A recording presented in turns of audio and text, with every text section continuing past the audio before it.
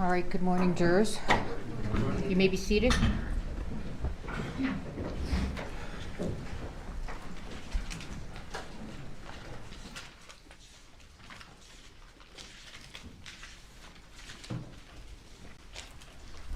Cross-exam. Thank you, Your Honor.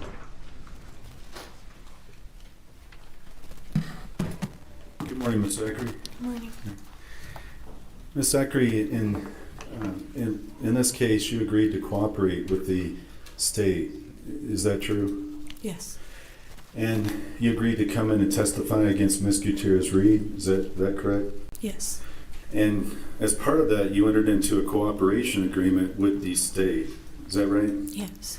And that cooperation agreement indicates that if you agree to testify and you have to provide truthful testimony, that you will not be prosecuted for any crime. Is that right? Yes.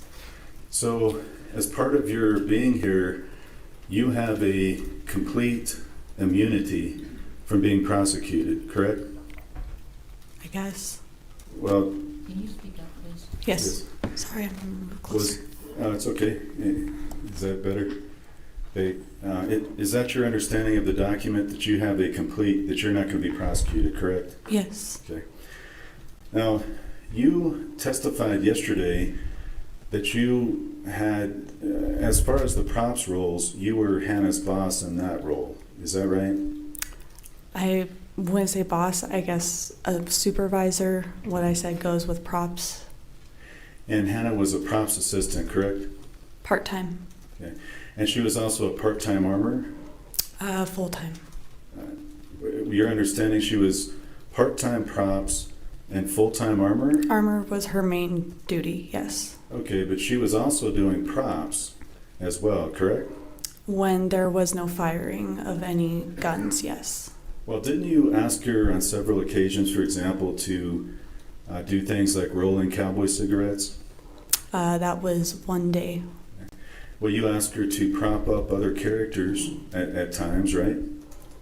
The only props that other characters had were the guns. They didn't have their belts, Well, yeah, they had belts. and they didn't have, for example, glasses or other items that they needed to have on them? What type of glasses are you talking about? Anything you'd have in a Western movie, hats, glasses, they didn't have other props? Those are wardrobe. Okay, what other props were there with regard to these actors besides firearms?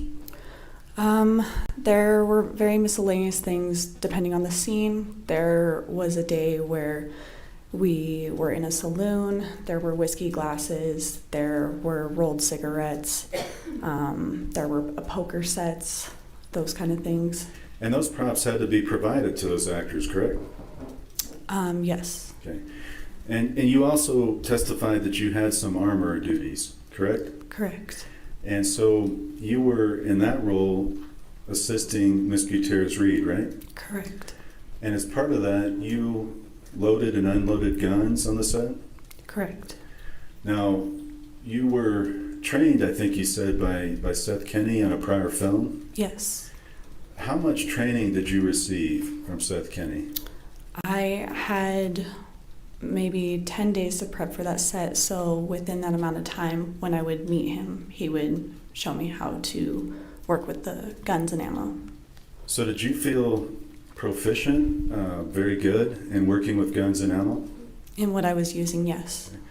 Were you, I think you've said in the past, and you can tell me if you disagree, that you were not able to tell a dummy round from a live round? I don't recall saying that. Now, yesterday you testified that you weren't familiar with the single action revolver. Is that right? I didn't say, or are you talking about when I entered or started Rust? Yes. Yes. And so, as we sit here today, do you know the difference between a single action and a double action? Yes, now I do. Okay, and what is that difference? Well, what we were using on Rust, between the two, it involves how you load them and unload them, from my understanding. The difference in functional characteristics between a single action and a double action? So with the single action revolver, I believe that's what we were working on with Rust. That was with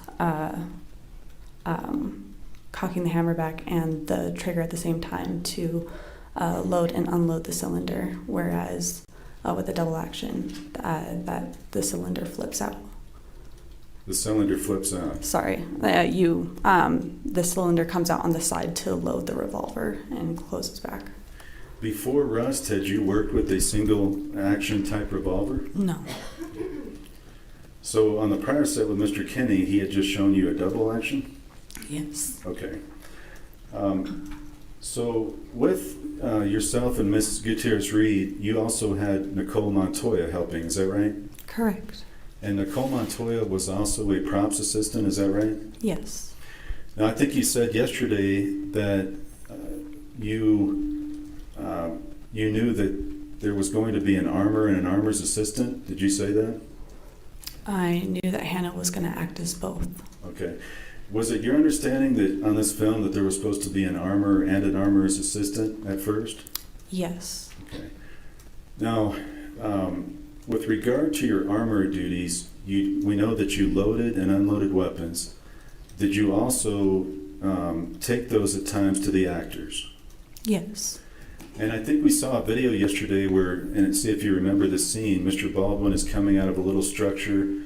He's shooting towards the cameras with a blank round. He runs up the hill with the child actor, and then he gets, and somebody yells cut, and he still shoots, and then he cusses. Do you remember that scene? Yeah, I believe so, yes. And it appeared, and correct me if I'm wrong, that you were on that video running towards Mr. Baldwin after he shot. Is that what happened? I'd have to see the video. Okay. I bet you don't recollect it right now as we sit here. Not at the moment. Okay. On how many occasions did you yourself take firearms to actors? Whenever Hannah needed it. Okay. When she needed assistance? Yes. Okay. You were working under Seth Kinney's license, is that correct? Yes. And that's with PDQ Props? Correct. And as part of that, are you on his paperwork as being an employee? I believe so. And so you weren't actually working physically at his business, but you were, on the paperwork, you were working with PDQ Props. Is that fair to say? Yes. Okay. Now, yesterday you indicated that, first you said that you had thrown away the revolvers, but that was just you just got ahead of yourself. Is that right? Yes. Okay. In reality, what you did is you threw away rounds from 2 revolvers. Is that correct? Correct. And that was right. That was after the shooting, correct? Yes. Now, after the shooting, do you recall how many minutes went by, just roughly, before you threw away those rounds? I don't recall. In that time frame, you also had a conversation with Seth Kinney, correct? Yes. And on that conversation, you had texted him previously before that and said emergency? After the incident, yes. Yeah. And then you all talked, and do you recall him giving you any instruction or advice as to what you were calling about? And don't tell what he said, but do you recall him giving you any information? No. Okay. So, do you recall anything from that phone call? Again, not telling us what Mr. Kinney said, but do you recall anything from that phone call? Yes. What do you recall? Just him mortified. Okay. And don't talk about his words again, but just, so your impression was he was mortified. Yes. Okay. How long did that phone call last?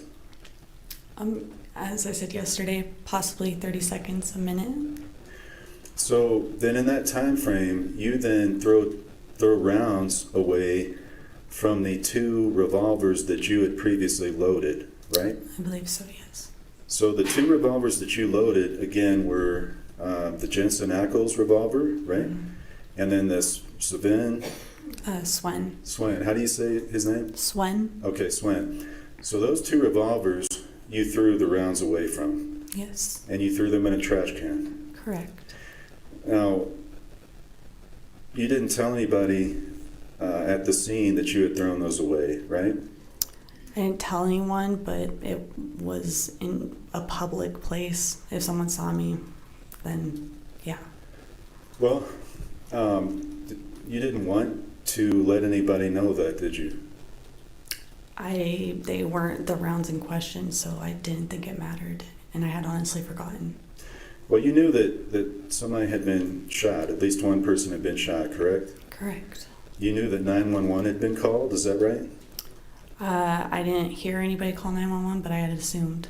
And you would have assumed that the police would have to respond to a shooting, correct? Sure. And so as part of that, wouldn't you think that the police would want to see everything on set? Yes. So when you throw away rounds that they may have wanted to see, don't you understand that to be an issue? No, because again, it wasn't the rounds in question. But that isn't your determination, right, to determine what's in question. That is the law enforcement's determination, correct? Okay. Well, would you agree with me on that? Sure. Okay. So law enforcement's going to come and you understand they're going to investigate what happened, and the rounds that you're throwing away could be possible evidence that would assist them. Would you agree with that? Sure. And so when you made that decision, was that in fact Mr. Kenny directing you to do something? No. You threw away those rounds and the 2 revolvers that you loaded. Was it your intention to get rid of the evidence that you had done? In other words, the 2 you had loaded? No. Now, you also, as I understand, took firearms, or you and a couple other people intended to take firearms to the prop truck. Is that correct? Yes. And did you take revolvers? Did you take long guns? Do you recall? It was whatever was on the cart, but I didn't end up taking them back. You and who was it? Was it Daniel and Nicole? Correct. And so the 3 of you started out to take the firearms from the prop cart to the prop truck. Is that right? Yes. How many firearms were there that you were taking back? I believe from a separate interview, I had said something around 9. So all 9 of those firearms, were those Seth Kenny's firearms? I believe so. All 9 you all wanted to take back to the prop truck. You were removing them from the prop cart right after the shooting, correct? Yes. You said you didn't take them back, but did you start with them to start taking them back? I did. And what made you turn around then? I got a text message or phone call from Brian Norvell, and he asked me to bring Hannah her personal bag. Where was her personal bag? I believe on the cart. So you then removed the personal bag from the cart and took Correct. that, I'm sorry? Correct. Okay. And then who did you take that to? To Hannah. When you took it to Hannah, her personal bag from the cart, where was she located when you gave that to her? She was with Brian behind one of the houses in the town. So we have the church, we've seen the church, and we've seen where that was located. Where was the house where Brian and Hannah were staying at that time? It was down the hill a little northeast of the church. Did you know why Brian and Hannah were standing over there after the shooting, over by the house? It was my understanding that Brian was consoling Hannah. Okay. So in any event, you walked her personal bag from the cart all the way to where they were at. Yes. Okay. And that was at Brian Norvell's direction. Yes. So you would agree with me, at that point, you didn't have that was somebody else telling you to do something. Yes. Okay. But, and it's not your fault on that one, but in terms of taking that bag, I'm not trying to say that. But would you agree with me that that then took something from the prop cart as well? Sure. At that moment, okay. And again, this is before law enforcement has arrived? I believe so, but I don't remember. Okay. Now, yesterday you said that you had thrown away the rounds in a state of shock and panic. Do I have that right? Yes. Now, did you previously state that you had thrown them away because you had done that before That I have thrown away dummies before. Okay, so in your pretrial interview, you mentioned that part of the reason you threw those away was that you had done that before after scenes, correct? Sometimes, yes, if I didn't need them. So, would you agree with me? You've given two explanations for why you threw away the rounds, in a shock and panic, and that you had previously done something like that, throwing away rounds. Would you agree with me? Yes, Are these dummy rounds? These are obviously reusable, aren't they? they are. So, when you throw them away, somebody has paid for those, like production or, production. Would you agree with that? Yes. Did they production instruct you to throw those rounds away after scenes? No. So, this is their property. Would you agree with me? The dummy rounds? I mean, you throw away blanks afterwards too. Well, if blanks can be reused again, wouldn't you agree with me that those are something that the set could use again, that they purchased? Blanks can't be reused. Okay, well then, how about dummies? Sure. So again, my question was, would you agree that that's their property that you're throwing away? I guess so. So you made the decision to throw away the rounds, and you then interviewed with the police on October 21st. Do you remember that? Yes. And that was the same day? Yes. And do you recall whether you told them that you had thrown away those rounds? I don't recall if I did or not. Did you tell anybody else that you had thrown away those rounds? I believe Nicole was standing there when it happened, so I'm sure she saw. Okay.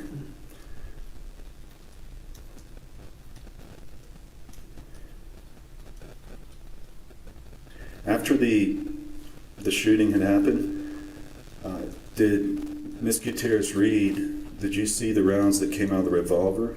She showed me, yes. And did you see what happened to those rounds after she showed you? No. Did you take possession of the spent casing from Miss Gutierrez Reed? I believe I might have. I know I had said that before. Yes. And so Miss Gutierrez Reed hands you the spent casing, which is the one that's been fired, correct? Yes. And then what did you do with that spent casing? I believe I took it over to the prop cart. What happened to the other rounds that Miss Gutierrez Reed had shown you from that revolver? I don't know. Did you follow up to see what had happened with them? No. Okay. With regard to that live round after you put it on the cart, did you touch that again? Touch the spent casing? Yes. No. Okay. So you came back over, then did you go and check other rounds to determine whether you believed them to be live? Yes, as I said yesterday, I did check the box that was on top of the cart. Okay. Now there were multiple boxes on the cart, correct?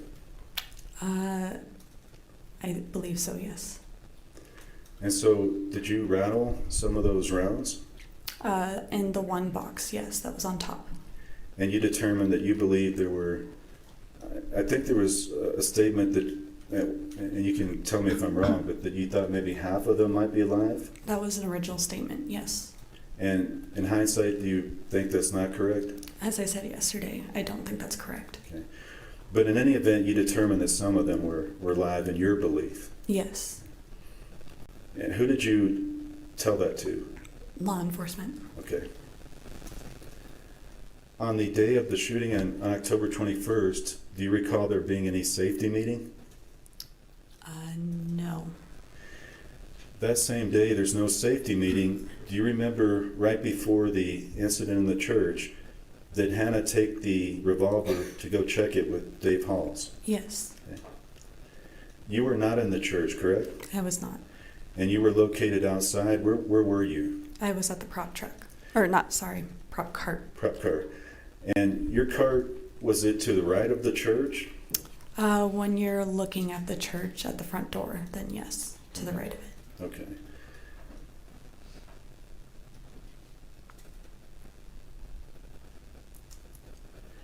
The revolvers that you remove rounds from and threw them away, you Do you remember how many rounds were in them? I do not. Okay, so you're not able to tell us whether there were 6 or whether less, you don't know? It's been 2.5 years. No. Okay. But you did testify yesterday, you said that they were dummies. Correct. Hey, how did you know that? I personally checked them. And then you don't remember how many of them there were, though? No. When you interviewed with law enforcement, did they ask you for your phone? On the day of? Yes. I don't believe so.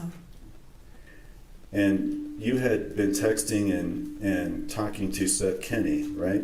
Correct. Had you been texting and talking to anybody else that day?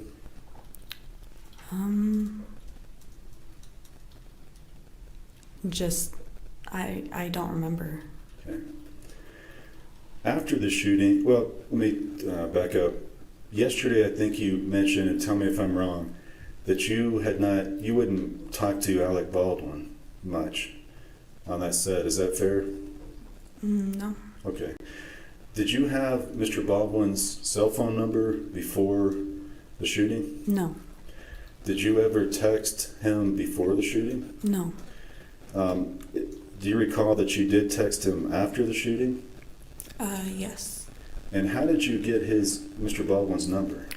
His assistant had personally contacted me because I was in contact with him before, while we were shooting, and he had requested to talk to me. Okay, and so after the shooting, you and Mr. Baldwin, do you talk on the phone also? Yes. And you also text? A couple times. Do you recall making the statement on October 31st, 2021 that Alec called me and I'm trying to make sure I keep my facts straight? Yes. And do you recall you made that statement to Seth Kenny? Yes.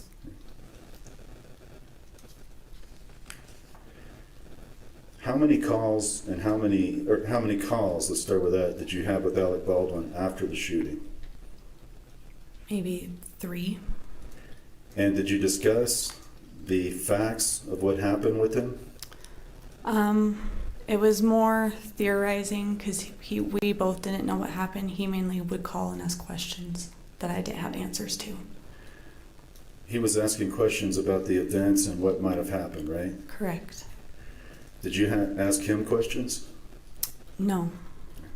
You also texted with him several times. You remember that? Yes. Okay.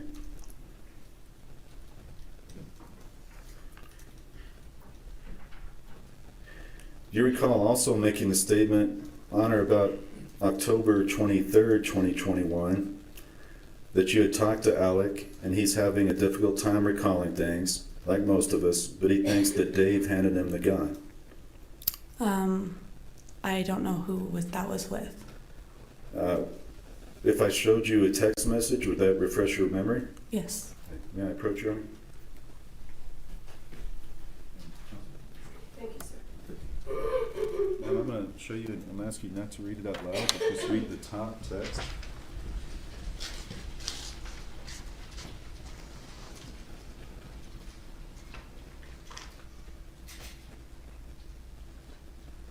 And when you're done reading, just let us know.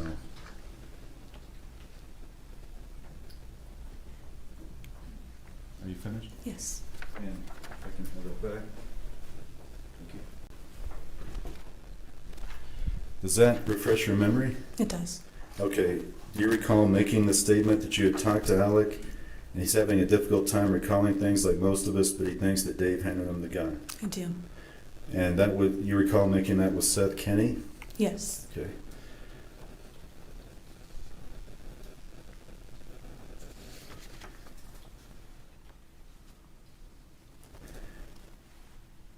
After the shooting occurred and the incident occurred, did you go back on or about October 27th for the search of the prop truck? That would have to be the day that the police were there. And you may not recall the day, but do you recall it being 5 or 6 days after the shooting? I don't recall the day. Okay. Prior to going, did you provide the code to the safe to Seth Kenny?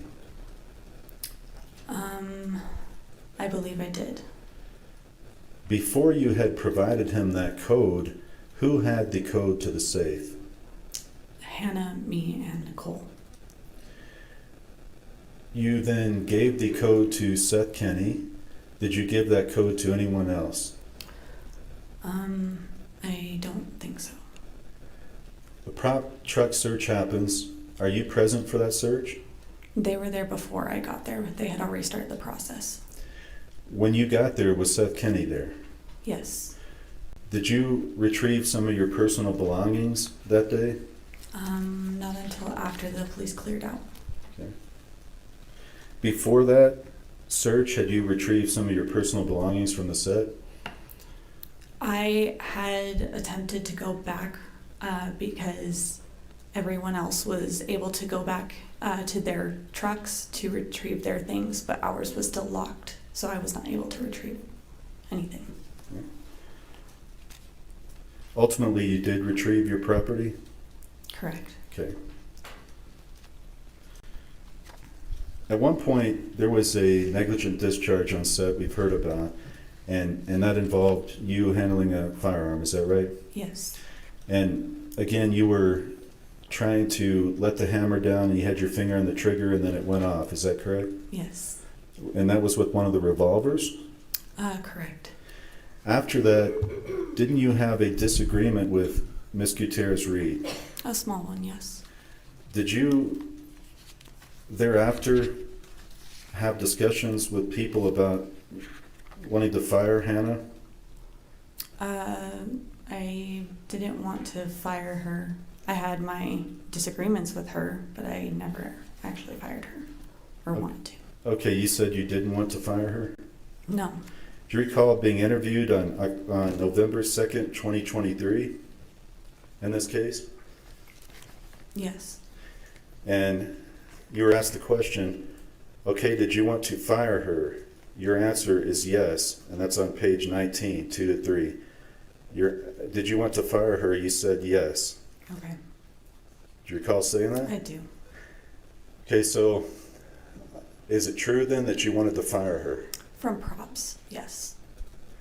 Okay, but a second ago you said you had not made that statement, but Yeah, I'm correcting myself now. okay. So the reality is that you had wanted to fire her. From props. Yes. And other people had wanted to fire her as well, right? From Seth, or Just in general. I believe Seth wanted me to do something about it, yes. And I think what you just stated is you did not do anything, ultimately. I did not know. One of the reasons why you had wanted to fire Hannah is that you didn't feel she was doing enough with her props duties. Correct. And you communicated that to Hannah as well, right? I did not. You did not tell her that? That you wanted her to do more in her props duties? I don't think I actually told her that. I just had asked her to do things and she didn't want to do them. Did you know that Hannah and Gabrielle Pickle then had a disagreement over props duties? I did hear about it, yes. Okay. And there was an email that you knew about? Hannah showed me, yes. Okay. And I'm not going to ask you to talk about the contents of it, but you did see an email on that. Yes. That was approximately October 16th or 17th that you had that disagreement, right? About... With Hannah, that small disagreement. Oh, yes. And so that's 5 days before the shooting. Okay. And then at what point was the decision made by you that you wanted to fire Hannah? Was it the 16th? Was it the 17th? Do you remember what day that was? I don't. You talked to Seth Kenny about that. Yes. How many times did you talk to him about that? I don't know. Now, one thing I forgot to ask you was after the 21st, after the incident had happened, you don't have a good memory of the sequence of events? I do not. You remember that yourself and Nicole had been at the prop cart when the shot went off, is that right? Yes. And you did not see Hannah at that point, or did you? I had not. Okay. Right after it happened, is the next time that you remember seeing Hannah was when they were unloading the revolver? No, she was in front of the church, by herself looking at the church. Okay. And then at some point they unload the revolver and then she goes over with Brian Norvell to one of the other houses. Is that right? I believe so, yes. Yeah. Did you see Hannah get loaded into the police car? No. After the incident took place and you've come back and given Hannah her bag, did you talk to people on the set? Yes. And where were you standing when you were talking to people? I was in the town at one point, and then back at base camp. So did those people include Alec Baldwin and David Halls? No. Who did you talk to? Jensen and Swen and Nicole. Did you ever see or hear about a lawyer being on set? No. Okay.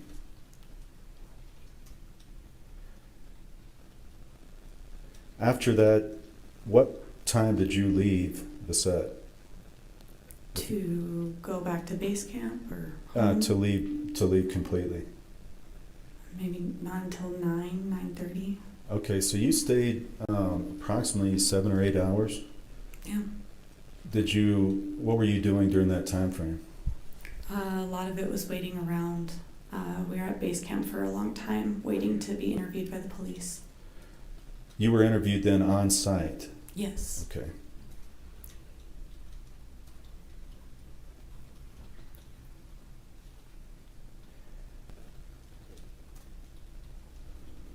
Since you were on site, you would have had the opportunity to tell the police at that point that you had thrown those rounds away, right? Sure. And you don't recall whether you did that? I don't know. Do you feel like that's something that you would remember if you had done it? No.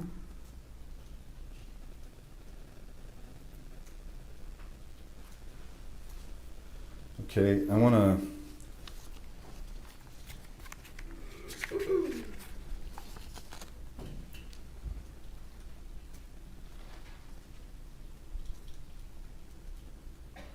I'm sorry, just a moment, Your Honor.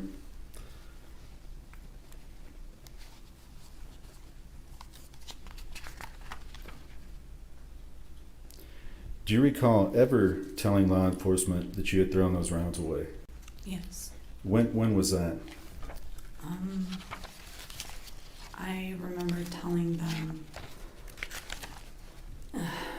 like a month later when I was talking to Detective Alex. Okay, we're talking about October 21st, 21, when this happened, Yes. and you interviewed then, and you interviewed with Mr. Scott Elliott on November 2nd, 2023, correct? With who? That, Sorry. that was an interview with an investigator on this case. Mr. Elliott, do you recall that individual? I do not. Okay. In that interview, just to remind you, you had an attorney present.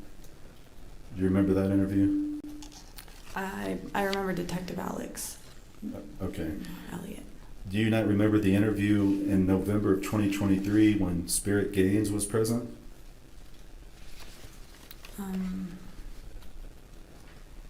I do not. Okay. If I showed you a copy of this, would it might refresh your memory? Is there an objection? Can we approach? I want to make sure that you're understanding what I'm asking. So you were interviewed with the police, as I understand it, 2 times. There was one on October 21st, 2021, and there was one, I think, a month later. Do you remember that? Yes. And do you remember being interviewed a 3rd time in a pretrial interview in this case on November 2nd, 2023? Not with the police, but with other people involved in this case. I believe so. Okay. And again, I'll ask you, do you remember the attorney Spirit Gaines was present? Yes. Okay. So that's the interview I'm talking about. That was approximately 3 months ago. Okay. You recall that? Yes. Okay. And do you recall in that interview talking about whether you had informed law enforcement Of what? about the throwing away of the rounds? I don't recall what I said in that interview. Okay. So that was 3 months ago, but I know you've had several interviews, but you do not remember that. Not the specific conversation. Okay. In any event, you did tell them at some point you think that you threw those rounds away. Do you recall what exactly that you told them? I don't. Okay. Did you also tell them that you had transported those firearms from that cart? Or that you had intended to and other people helped you? I believe so. Did you tell them that you had taken Hannah's personal bag to her? I believe so. Did you take anything else from the cart that we haven't talked about that day on October 21st, 2021? No. You also talked to Weston Brownlee after the shooting incident? Is that right? He did send me a message, yes. So you texted with him? Briefly. And that was about some of the things going on in this case, right? Yes. Do you recall being angry at Miss Gutierrez Reed at one point on or about October 29th, 2021? You said, "I hope she's put in jail. This is outrageous." I don't remember the specific text message. I'd have to look at it. If I showed it to you, would it refresh your memory? Possibly.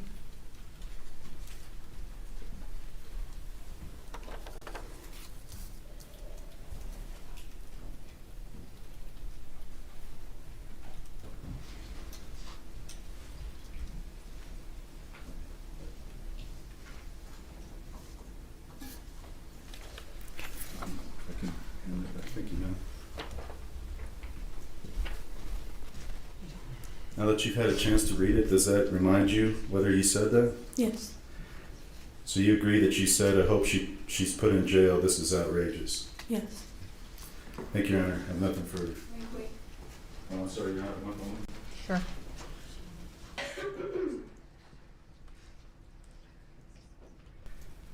Ms. Zachary, you mentioned earlier that you had rattled some of the rounds to check if they were live. Yes. Did you notice that when law enforcement got there, the boxes were closed? I don't remember. Do you recall closing the box up after you had rattled the rounds? I don't recall. When the prop truck search was done days after the shooting, do you recall the prop cart being inside the prop truck? When police came to retrieve the weapons, I Yeah. don't remember it being in the truck. Did you go in the prop truck during the search? After police left, yes. Did you see the prop cart inside of it? I don't remember.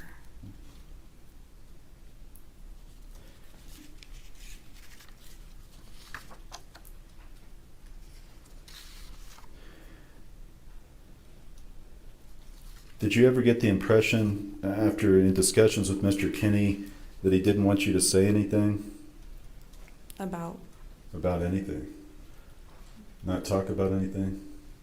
with just anyone? Yes. That wasn't my impression. Okay.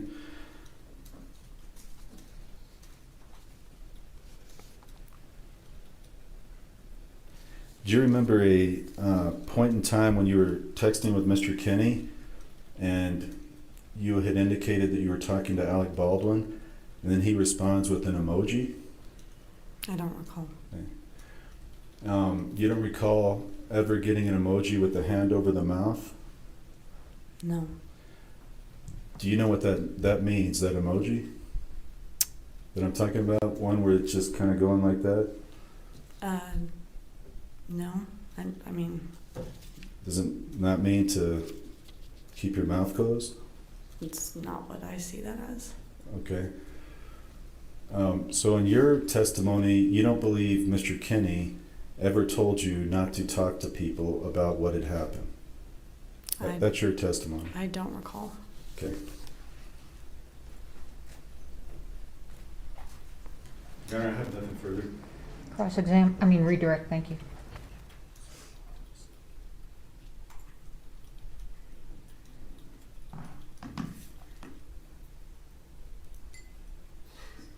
Ms. Zachary, I've got a few follow-up questions for you. Do you recall the specific language of your cooperation agreement with the state of New Mexico in terms of the requirement that you testify truthfully? Yes. Do you recall this specific language? Oh, no. Would it refresh your memory if I showed it to you? Sure.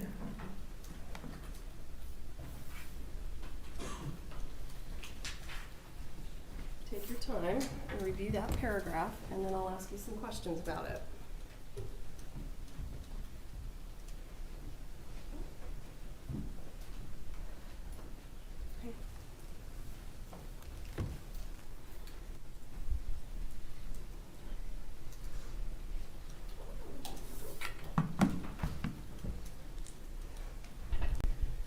Are you required to give truthful testimony? Yes.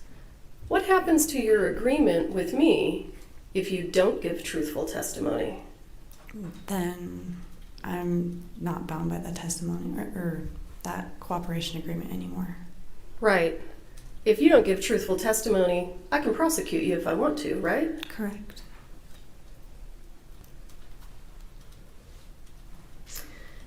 You were asked a variety of questions about whether or not you wanted to fire Ms. Gutierrez. Do you recall those questions? Yes.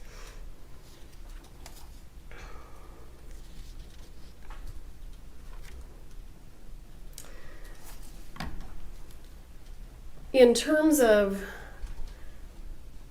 your role as boss of Ms. Gutierrez, you were only her boss with regard to her work with props, is that right? Your Honor, I'm going to object to leave. Oh, sorry. I have an objection. Were you in charge of firearms on this set? No. Were you in charge of props? Yes. Explain to the jury what your role was with regard to supervising Ms. Gutierrez in her capacity as prop assistant versus armorer.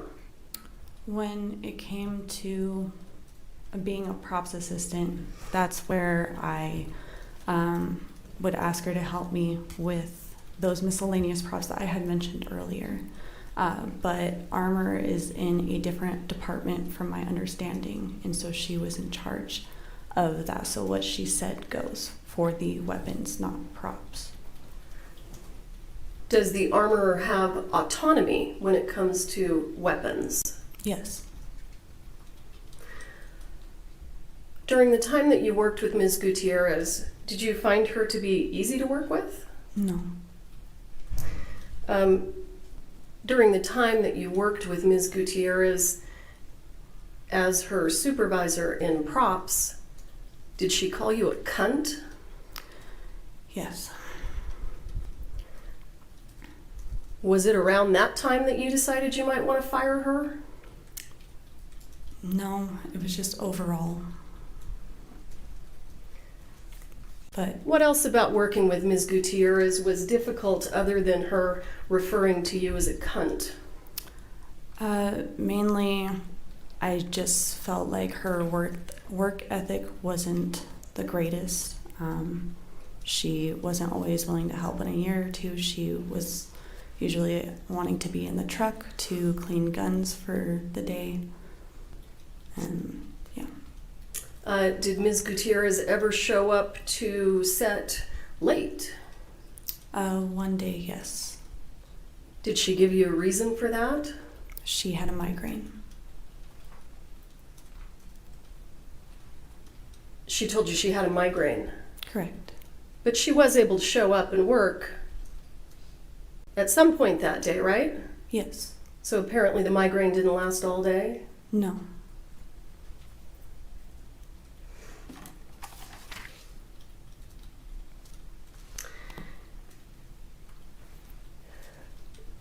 After the incident, did you have contact with Ms. Gutierrez when she was sitting in the back of Mr. Benavidez's police car? I believe so, yes.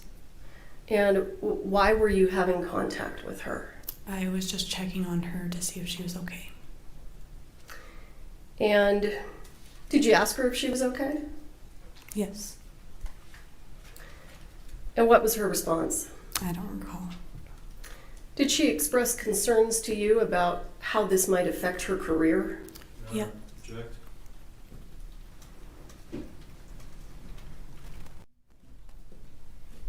Ms. Zachary, during that conversation, do you recall Ms. Gutierrez saying anything about her career? Yes. And what did she say to the best of your recollection? I don't remember verbatim, but it was about that this was going to ruin her career.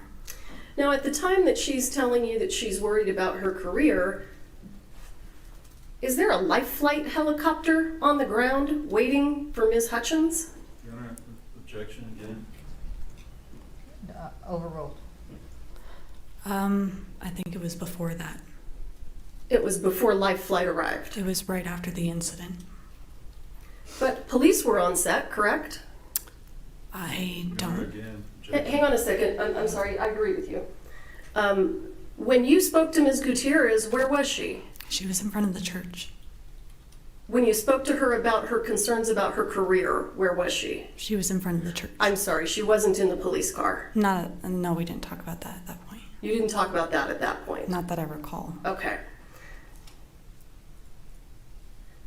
At the time that you spoke to her and she indicated concerns about her career, what was happening? Chaos. Everyone was trying to figure out what happened. Were people screaming? It was after Joel screamed, and I know that the script supervisor was getting angry at everyone. Do you know, was 911 being called? I didn't, like I said before, I didn't hear 911 call or being called, but I assumed that they were being called. If you know, were people laying on the floor of the church? I saw Joel at that point. You didn't see Miss Hutchins, I didn't see Helena at all. but you understand that she was laying on the floor also. Your Honor, objection. At some point later, did you realize that Miss Hutchins was injured? I was told, yes.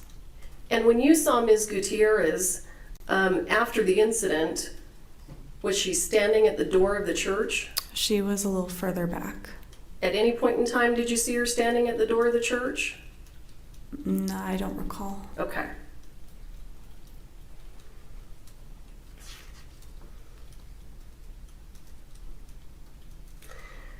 Can you explain to the jury why you thought it was important after the incident to remove the guns from the area and get them back to the truck? Like I said, Jensen Ackles had told me to get the guns to safety, so that's what we were intending on doing, was to remove them from the set and get them back to the safe on the prop truck. And you were asked to provide Ms. Gutierrez her personal bag, is that right? Yes. And I want you to describe that for the jury. What did it look like? I don't remember. Was it the fanny pack or not? Your Honor, objection. That I don't think that's leading. Was it the Overruled. fanny pack? I don't remember. Okay.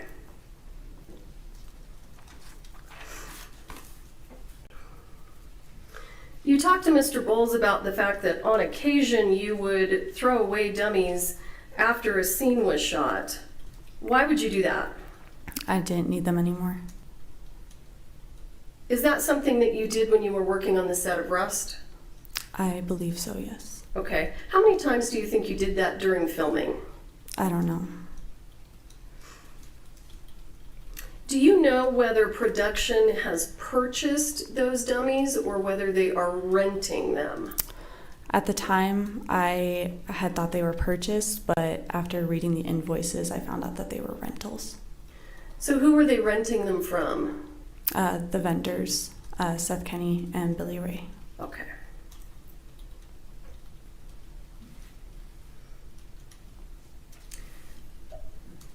At some point, you were asked by law enforcement to agree to a full extraction of your cell phone, correct? Yes, And did you agree to do that? I did.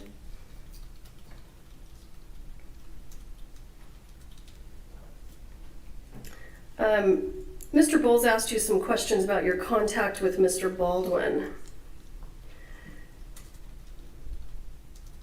To the best of your recollection, what specifically was the issue that you and Mr. Baldwin spoke of? Mainly how a live round ended up on set. So Mr. Baldwin wanted to find out how a live round ended up on the movie set, right? Yes,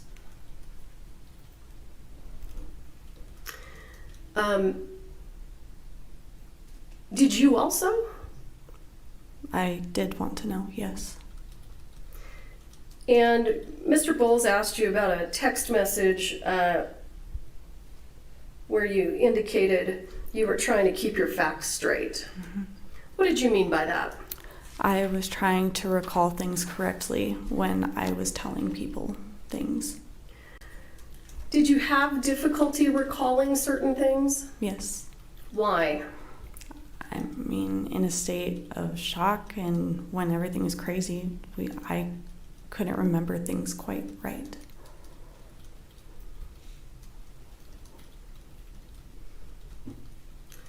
You were asked some questions about Mr. Kinney being present the day of the search of the prop truck. To be clear, where was the safe that housed the guns? On the prop truck. Was it inside the truck? Yes. And could anyone get into the safe if the truck was locked? No. You had to get into the truck to get into the safe. Yes. And you understood that the safe was locked, or that the truck was locked. Yes.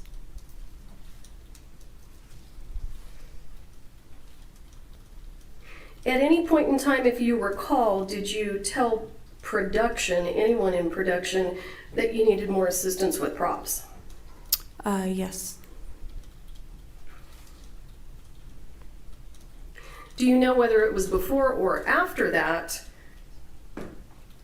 that Ms. Pickle had a conversation with Ms. Gutierrez? It was before.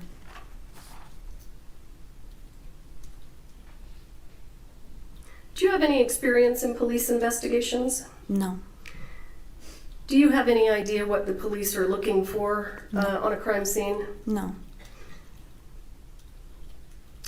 Were the guns or the dummy rounds that were assigned to Mr. Ackles and Mr. Timmel involved in the incident? No.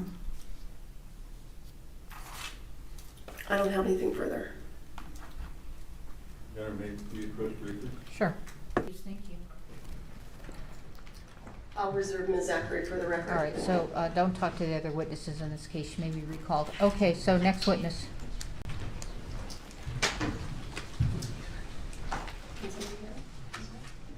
Maybe we'll take a bathroom break. Is this gonna? Yes, Your Honor. Who is? Whatever you choose. I think he's ready, but if you'd like to take the break now, I don't mind. All right, let's take a bathroom break. Please don't talk among yourselves or anyone else about the evidence received here in court. We'll be back at 10. Thank you. All rise.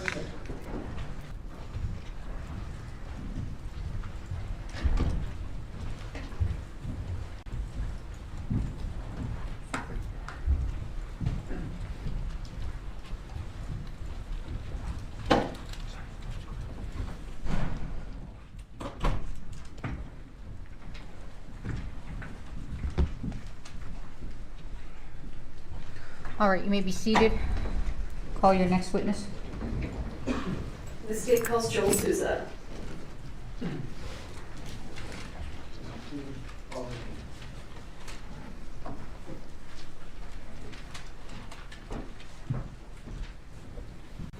Stand before the judge, raise your right hand.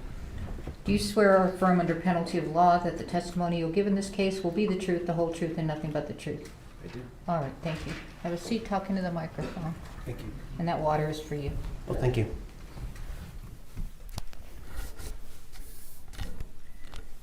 I apologize. Mr. Souza, for the record, just state your full name. Joel Souza. And Mr. Souza, what,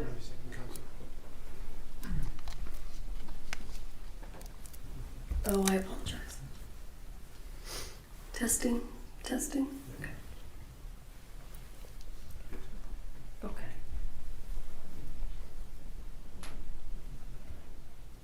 Sir, what do you do for a living? I am a screenwriter and a director. I want you to move that microphone a little closer. To Sure. you. Sure. Thank you. How long have you been a screenwriter and a director? Oh gosh, I've been a working screenwriter and director for. I wrote before I directed, so 20 years on the writing. Gosh, let me date myself here. 15 years directing. Okay. Yeah. Thank you. Yeah. How did you become involved in the movie Rust?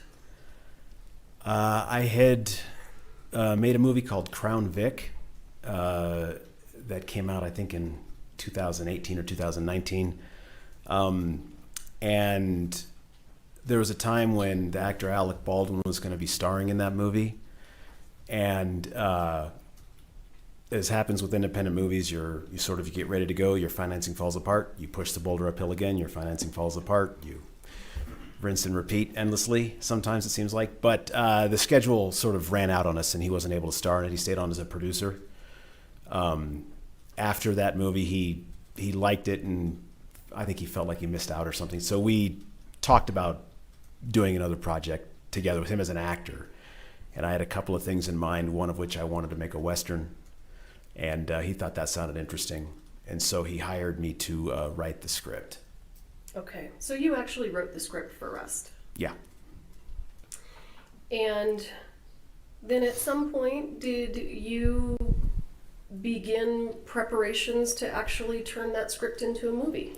Yeah, and it was sort of a similar situation with the one I talked about before. You meet with a lot of different people who hopefully can put financing together for you for the movie, and you get close and then it would fall apart and get close. You have these different iterations and you start thinking about where you're going to film. But eventually, yeah, a group of producers came on that was able to secure financing for it. And so then the discussions began about where you would film. New Mexico has a pretty robust tax incentive and works for many reasons for a Western. And then, yeah, so from that point forward, it was sort of, we would kind of in earnest begin to start preparing to go into what's called pre-production, which is just a period in the months before you actually start filming. And how did Ms. Hutchins become involved in the movie Rust? So over time, just generally as a director, if I would see the work of a cinematographer that I admired, I would just make a note of it, make a note of their name. And I had seen a trailer for a movie she did, I think it was called Arch Enemy. And I just was impressed visually. It looked like something that was sort of it fit my style. And so I looked into some of her other work and I had added her to a list of other names I had put together over the years. I can't remember what publication, if it was an American cinematographer or something like that, but they had named her one of 10 cinematographers to watch. That's a big deal. And so when the time came, generally I would ask one of the producers to start, if you could, reach out to their agents and I could start talking to people and, these are the people I'm most interested in, and they would do that and see who's available and who's not.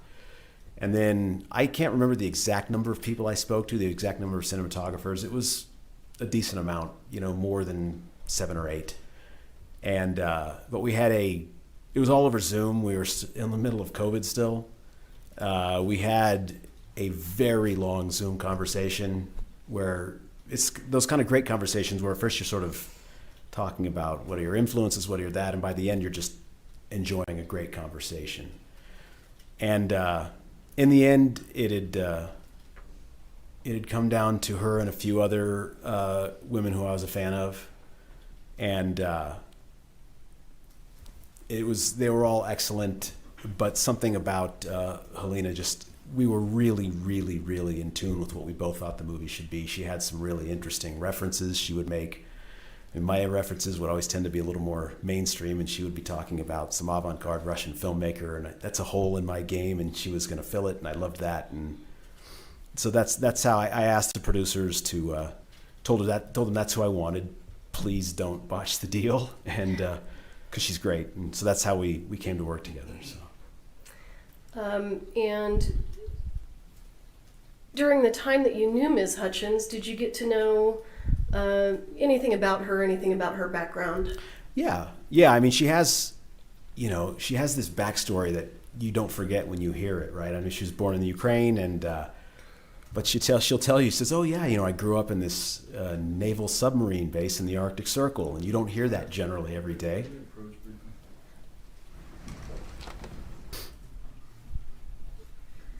Mr. Souza, without saying anything that Ms. Hutchins said to you, can you give the jury an idea of the kind of education and training that Ms. Hutchins received after she came to the United States? Yeah, I know that she had spent a little time at the University of South Carolina. It's my understanding that's where her and Matt actually met. And who's Matt? Her husband. Okay. It would have been her husband, Matt Hutchins. I know she did the program at UCLA. I think it was the producer's program. I know she did the master's program at AFI, American Film Institute. And do you recall when she completed the master's program through AFI? Oh, that I'm not sure. Gosh. No worries. Yeah, I'm not sure when. I know she did. She was very, very interconnected with AFI. Okay. Yeah. Did her background and training, did that go into part of your decision to bring her onto this project? Yeah, it's, I'm always impressed when AFI is a prestigious name in our business. I think it's always impressive to me when someone goes through there. I think as a woman cinematographer, I think that's doubly impressive, just because if you look at the numbers in this business, they're sort of atrocious in that regard. But yeah, I think, and that coupled with the work I'd seen from her, and just, she was very keen to do a Western, as I think all filmmakers are, because it's just a really interesting thing to do visually. Okay. And, but I think between those things, between her work and her, her background, I think she was kind of a no-brainer to me. At some point, did you and Ms. Hutchins come to Santa Fe to begin pre-production work on Rust? We did, yes. Approximately when was that? Oh gosh, let me think back about this. We filmed sorry, I don't want to conflate it with the second go-round. We were filming in October that time, so I believe we would have come out, if I go back, September I guess it would have been late August.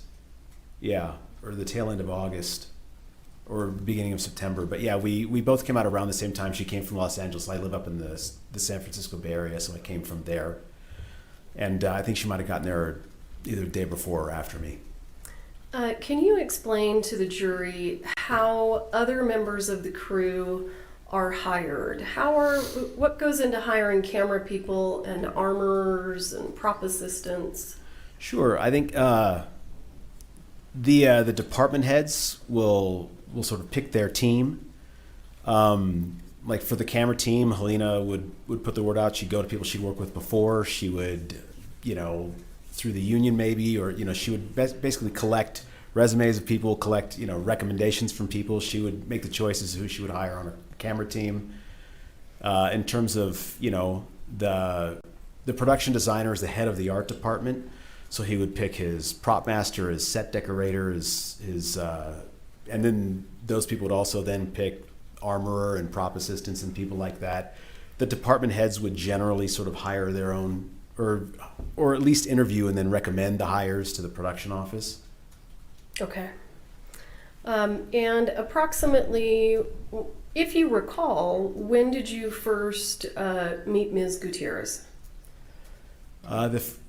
In person, I had a phone call with her before I ever met her. One of the folks from the production office, I can't remember if it was Gabby or Roe, had told me that they had found an armorer. They told me that it was Hannah Gutierrez Reed. I had, of course, heard of Thel Reed In the business, who hasn't? And so they told me that they had found her. I was keen on having what's called a show and tell, where you would basically have all the weapons that would be used for the movie more or less laid out on tables, and you would then match the cast up with what looks best for their characters and makes the most sense story-wise. And so I wanted to have that, and so the production had her call me, and she introduced herself to me, and we spoke over the phone the first time then. And then a few days later, I can't remember exactly how much, it was a day later, a few days later, I met her in person at the show and tell, and then she was training people that day as well. And at some point, I presume that filming begins and a lot of work begins. Is that correct? Yeah. Oh, yeah. I mean, the pre-production itself is an enormous undertaking as well. But we eventually got to our first day of filming, yes. I want to ask you a couple of, prior to your work on Rust, had you worked on any other movies where there were real firearms and an armorer? The movie I had done before, Crown Vic, was a movie about police. And although most of the movie was spent with the two characters driving in a car, so they didn't have anything on them, there were a few occasions we had some armorer days where, there were police weapons and then an armorer there with that. Do you recall how many days you got to experience an armorer on set? Maybe 3 or something, like 3 or 4. It wasn't an enormous amount of days, but Okay. we didn't have it. There was not a lot of gunfire on that movie, frankly. Okay.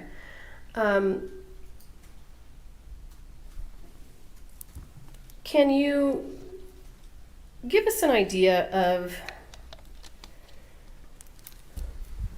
what your focus is in a given day on the set?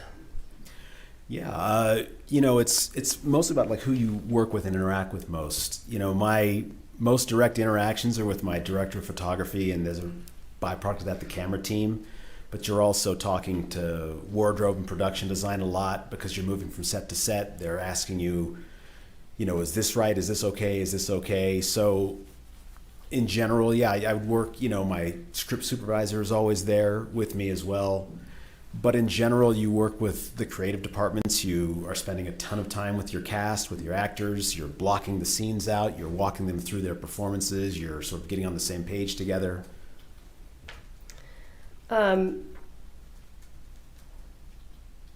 Are you largely focused on the behavior of the armorer? No.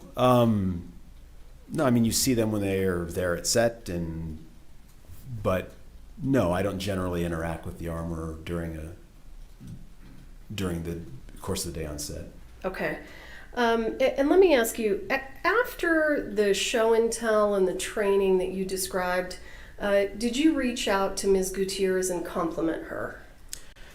Well, there was a day so I think, if memory serves, I think the first day of gunfire on the movie was day 3, because that was sort of, that day was on my mind from Jump Street with this production, because it was our biggest day of the movie. It was, just to give you sort of an idea of the scale of the day, it was not just, we had, a large part of the day there was an enormous shootout going on between these bad guys and good guys. I think 4 people on one side and 4 people on the other side. There's an enormous amount of stunt work that goes with that. There's gunfire, there's the actors, but then before that, there's also, we were walking the characters through town, so the town was filled with background, which is what we call the extras who come. There were horses, there were wagons. It was an enormous day. And at the end of the day, we had made it. And it was a tough day. And when we have days like that, I generally like to go around and thank folks and congratulate people on doing a good job. If I texted her that day, it would have been because I guess I just didn't find her on set at the end of it. But the day came off, and I think, everybody had a big part in that. So. Okay. And after that day, you were complimentary of her? After that day? Or on that day? On that day, yeah. And you were complimentary of the other folks on set that day. Yeah, no, it's, you know, I don't know if anyone's ever spent time on set, but it's quite a thing to see. The people, Okay. it's just a lot of professionals doing some pretty amazing stuff. So Okay, great. Can you explain to the jury what Video Village is and specifically what it was on the set of Rust? So Video Village is basically a sort of large awning or tented area. There'll be a lot of chairs inside there for cast to sit, producers to sit. There's generally a chair for me, which I should have used and never did. I just tend to stay on my feet all day. And then there will be monitors that are basically a feed to the cameras that we're using. So you can watch what the camera sees essentially from what they call Video Village. So you can watch the takes as we're doing them. Sometimes as a director, you'll watch from Village. Sometimes you'll watch from set. I think every director has a different way they like to do it. For me, it's kind of a mix. And inside Video Village, can you see what the camera sees when the cameras are not rolling? Yeah, as long as the monitors are up. Sometimes you're dealing with wireless transmitters and things, and it seems like on any set I've ever been on, people are constantly kind of running behind the monitors and fussing with cables and transmitters and things, and monitors not down, and then it's up, and then it's down. But in general, yeah, you can see whatever the camera sees. If the camera's powered on, you can see what's going on. Based on your experience as the director of Rust, was Video Village a place that you would frequently encounter Ms. Gutierrez? No, I would. You don't ever see it. Armorers are never in Video Village. They should be next to set. Can you recall a single time that you saw Ms. Gutierrez in Video Village? No. All right.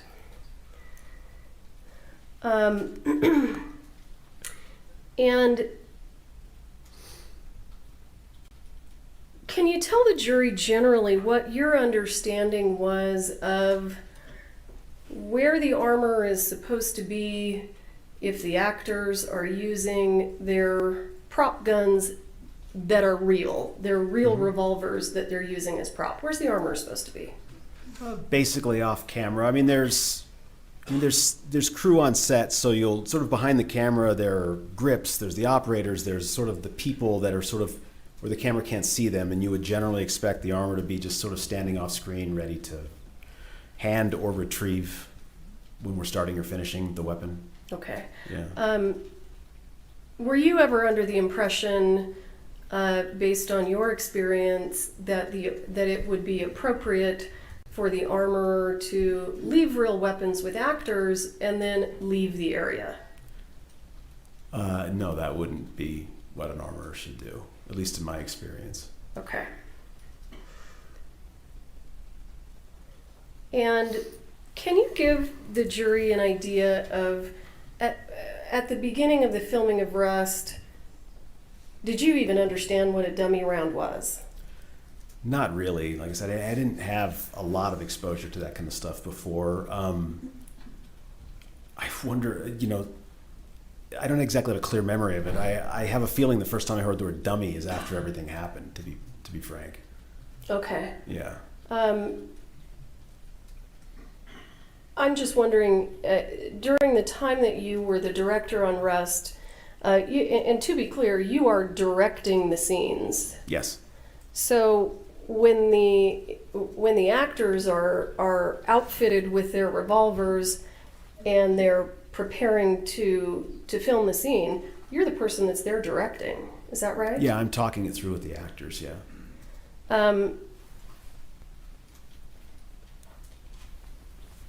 Did you have an opportunity to see Ms. Gutierrez engage in her armor duties by providing firearms to actors or retrieving those firearms?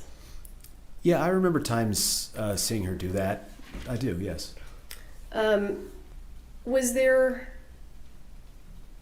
ever a time, well, let me ask you this, when we talk about how the armorer and the assistant director are you familiar with the way that the armor and the assistant director are supposed to do a safety check of guns? Yeah, pretty much. Yeah, I have a pretty good understanding of it. Okay. And what is your understanding of whether or not the armorer should load the gun in the presence of the assistant director? Ooh, to be honest, that I don't really know. Okay. I'm not sure if it's supposed to come to that moment loaded or if they're supposed to do it in that exact moment. That I'm not certain. Let me ask you this. Did you ever see Ms. Gutierrez load a gun with dummy rounds in the presence of the actor or the assistant director? I mean, gosh, nothing that really sticks out to me. I remember times when she would call out what was in it, but I don't remember really seeing her specifically putting things in. Okay. Do you ever recall any safety checks where you saw Ms. Gutierrez shake rounds before loading them into the gun? I never saw anyone shake around, no. Thank you.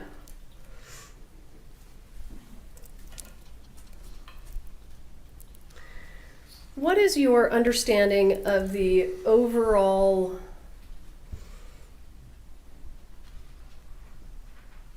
I would say, for lack of a better word, the overall amount of power that the armorer has over the firearms and ammunition on the set? Well, I would say that specifically since it's such a safety matter and it's such a specialized matter that there's really no one on set that should be able to override the armor in terms of the weapons, the ammunition, how they're handled, anything. What the armorer says goes. And would that include the star actor and producer, Mr. Baldwin? It would include anybody, yeah. Okay.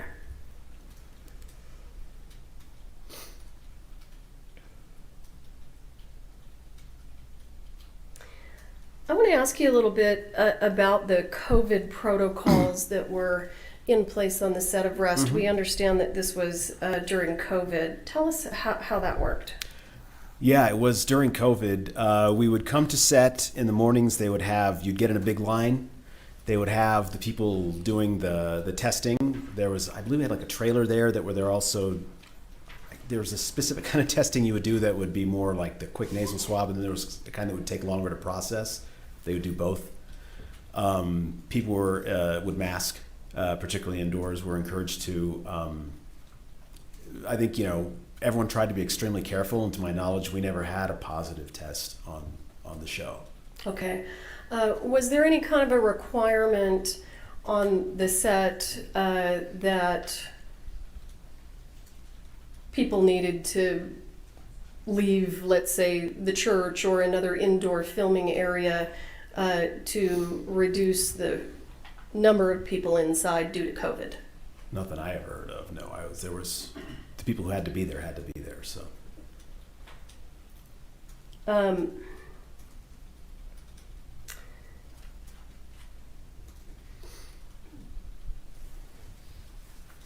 I am going to let me ask you. You wrote the script, so are you familiar with all of the scenes that were to be recorded in this movie? Yep.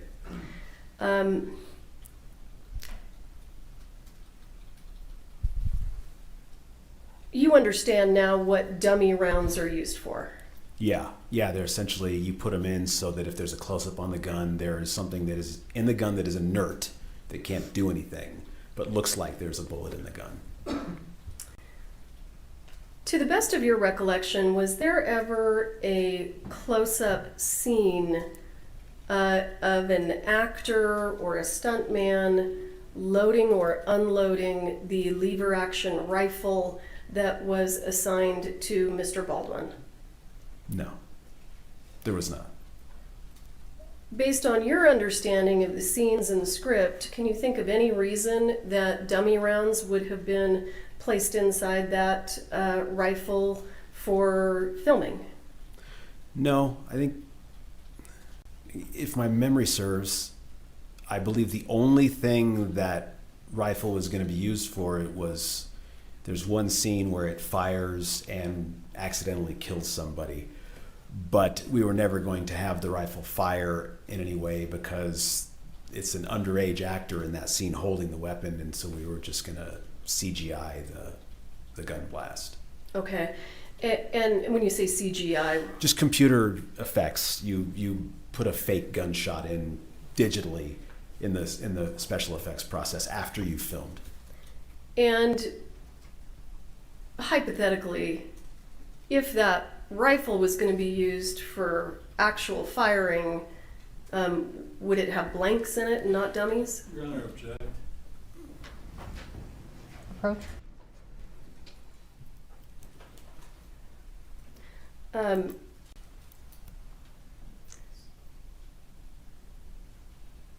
To be clear, can you think of any reason, and I mean in terms of cinematography and what you understood about the filming of the scenes, that rifle needed to have dummy rounds? You wouldn't see them. I mean, dummies are purely visual. If they go into the rifle, they disappear into the rifle, so you wouldn't see them. So you wouldn't need dummies in the rifle. Thank you, sir. I'm going to take you to October 21st of 2021. Can you explain to the jury how that day began? Yeah, we got there early as we always did. It was still dark. Gaffer was waiting there for me with mittens and a hat for both me and Helena, as he always did. And who was the gaffer? Serge Svetnoy. Okay. And we had realized that I think it was 6 members of the camera team were going to be leaving. And so we knew we were going to not get started really. It was very early. I think Helena knew that they were going to have to start finding other local folks that were available for work to get us there. And so things started a little later that day than they generally did. And once, I don't remember exactly the number of people that were brought in after the other team had left. I'm gonna stop you right Sure. there. In your experience in the film industry, is it unusual for this kind of a disagreement to occur between production and the camera team? I haven't had it happen on one of the movies I've directed, but I know other folks who have had that happen, yes. And were you particularly concerned about whether the cameramen that quit were disgruntled or had any malintent towards the filming? I wasn't concerned about anybody having any malintent. I think there was a decent amount of acrimony between them and the production office and producers over some things that have been sort of going back and forth. I think they sort of, as there should, they tried to sort of, keep that thing away from me. But I hear things, what's going on? You want people to be happy. You want people to feel good about what they're doing. So. Did you think that the camera crew's decision to leave was somewhat reasonable? I don't know. That's a tough one. I wouldn't want to answer for them. I knew it was going to put us behind the 8 ball a little bit, but then again, people have their concerns. People have bills to pay. They have their own needs. At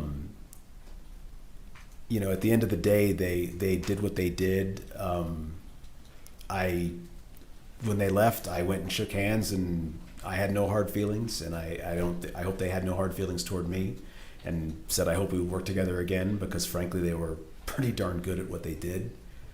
Okay. But I think, again, I'm not 100% privy to all the goings on there, but I think people have their concerns and the things they need to do. I think they felt they did what was right. So. Okay. So you get to set, you understand that you're going to lose the camera crew, and I think we left off where Yeah. Ms. Hutchins was going to try to fill some of those roles. Yeah, I think between, Helena and I think the production office, they would start putting out some feelers in an urgent manner that we need, And so then at some point, some folks came. I don't know exactly how many, there might have been 3 or 4. We were going to be down a camera that day because one of the folks that left was the A camera operator. And so we knew we were going to be operating under only one camera for the rest of the day, which, sometimes you do only use one camera when you're filming, but, that's going to slow you down because sometimes when you're filming, you can have 2 cameras catching something at once, and now you're going to need to do that twice. So it's going to take twice the time. And so, yeah, we were sort of gearing up and girding ourselves for that and talking about our plan for the day, how we were going to go about this. Because it was already, schedule-wise, it was already going to be a difficult day. So what was the plan for the day? The plan for me, as I saw it, I sort of took Dave, our first assistant director, aside, and Helena, and just said, look, I think we all understand when you look at this day as scheduled, we're not going to make this. This is not going to happen. And what I don't want to do is start short-changing the scenes that we have in front of us. What we're going to do is we are going to do the scenes that are in front of us. We're going to do them properly. We're going to work our way through. And whatever's left at the end of the day, we can't control that. That's left at the end of the day, and we'll have to figure out tomorrow. But today we're going to do what we can. Okay. And so if you recall, approximately what time were you able to get filming underway? It might have been like 9-something. I seem to remember 9-something because that's, you're getting going a couple hours late at that point. Okay. Yeah. And if you recall, what were the first, what were the scenes that were filmed in that session before lunch? Yeah, we were sort of tucked into a corner of the town. It's a scene where the head lawman in the movie, character's name is Wood. He brings a few other lawmen into town, so it's a decent sized undertaking in that you've got animals. I think we had a mule or a donkey there, and some other animals. We had horses, wagons, a lot of extras. And you have these 3 characters riding into town at a decent pace and then coming in. It was essentially, it's before a scene and after a scene, if that makes sense. We were filming the first part of a scene where they ride into town. At a different time, we had already filmed the scene where they would walk in to have this business they were dealing with. And then we were filming again their exit. And during the filming of those scenes, were there any close-up shots of revolvers that would have made the use of dummy rounds appropriate that you can recall? We did no close-ups in those. It was wide versions of them riding into town and then getting off. It wasn't a lot of shots, to be honest, because you have something that big and pretty, you sort of tend to back up a little bit and show it off. And then when they were leaving, it was the character, I'll tell you exactly what it was. His foot goes into the holster. We come up with camera to reveal him getting onto his horse and 2 men behind him, and then they ride out. That starts at what's sort of more termed as a medium shot and then becomes a wide shot as they leave. And were there any other scenes that were filmed prior to lunch other than that one? After we finished on that end of town, we moved up the road to the church and filmed a good amount of interior stuff in the church. And the scenes inside the church, did those involve Mr. Baldwin? Yes. And if you know, were those scenes filmed in such close proximity that dummy rounds may be advisable? I think a few shots, yes. Okay. Yeah, and for other characters too. Because we had also filmed the marshals coming in. Essentially, the scene is the young boy helps his grandfather in. We filmed that a few times. He sits him down in a church pew, and then the boy runs out to get help. And let me stop you. Yeah. The grandfather of the young boy. I'm sorry, is Alex. The character's name is Harlan Rust. And that's Mr. Baldwin's Yeah, character. and the boy his character's called Lucas. Okay. So Lucas brings Rust in. Rust has been shot in a previous scene. He's bleeding. The boy's going to go try to find help. He runs out.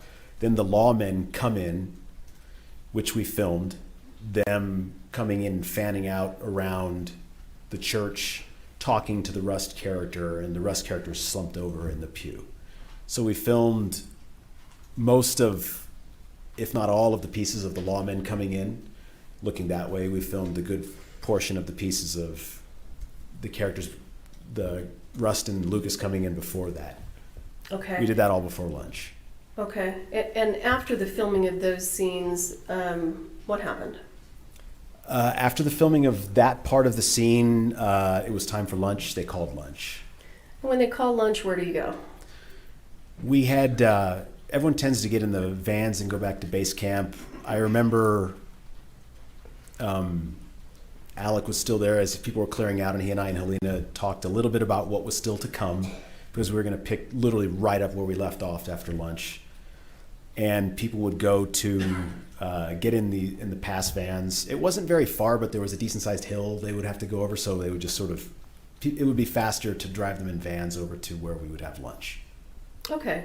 And what happened when lunch was over? Lunch was over, everybody migrates back to the church, and you pick up where you left off. Were you inside the church immediately after lunch was over? Yeah. Yeah. Did you stay inside the church the entire time between when lunch ended and when the shooting occurred? No. I at a certain point went outside of the church. And why were you doing that? So when we were setting up the camera angle, we were talking about what the shot was supposed to be. And forgive me if I over-explain this, but the scene is very tense, right? And so you achieve that through editing and camera angles. And so you want to see Rust sitting there. Is he dead? Is he alive? The men coming closer, they're ordering him to give up. And then you cut to close-ups, and you're cutting from the character to the lawmen back and forth. And the first shot was supposed to essentially be the first moment we might realize that Rust is not, in fact, as injured as we might have thought. And so it was going to be a close-up on the weapon coming out of the holster. And so we talked about that a little bit. Helena and I had talked, and there's Reed there, Serge was there. They're talking about the lighting. And then at a certain point, it's time to set the camera angle up. It's not a rehearsal yet. You're just sort of what they call auditioning the shot. Like, do you like this camera angle? Okay. And so once they do that, the camera was on the dolly, which is a gigantically heavy piece of equipment. And it was in the middle of an aisle between pews. So the pews were here and the dolly's in the middle. And when you're in a tight space like that, I generally, when they start moving the gear around, feel like I'm in the way. And so I got out of the way and went outside, and I figured, we still had one monitor. There was no village anymore that day, or that I'm aware of. Not in the traditional sense that there would be monitors lined up, but there was still a monitor that I could see the camera through. Where was that monitor? That was outside of the church. I don't remember if they had it on a stand or if it was on a cart. It was not a big one, but they were trying to get image up on the monitor having come back from lunch. And after a time, the image was just not coming up.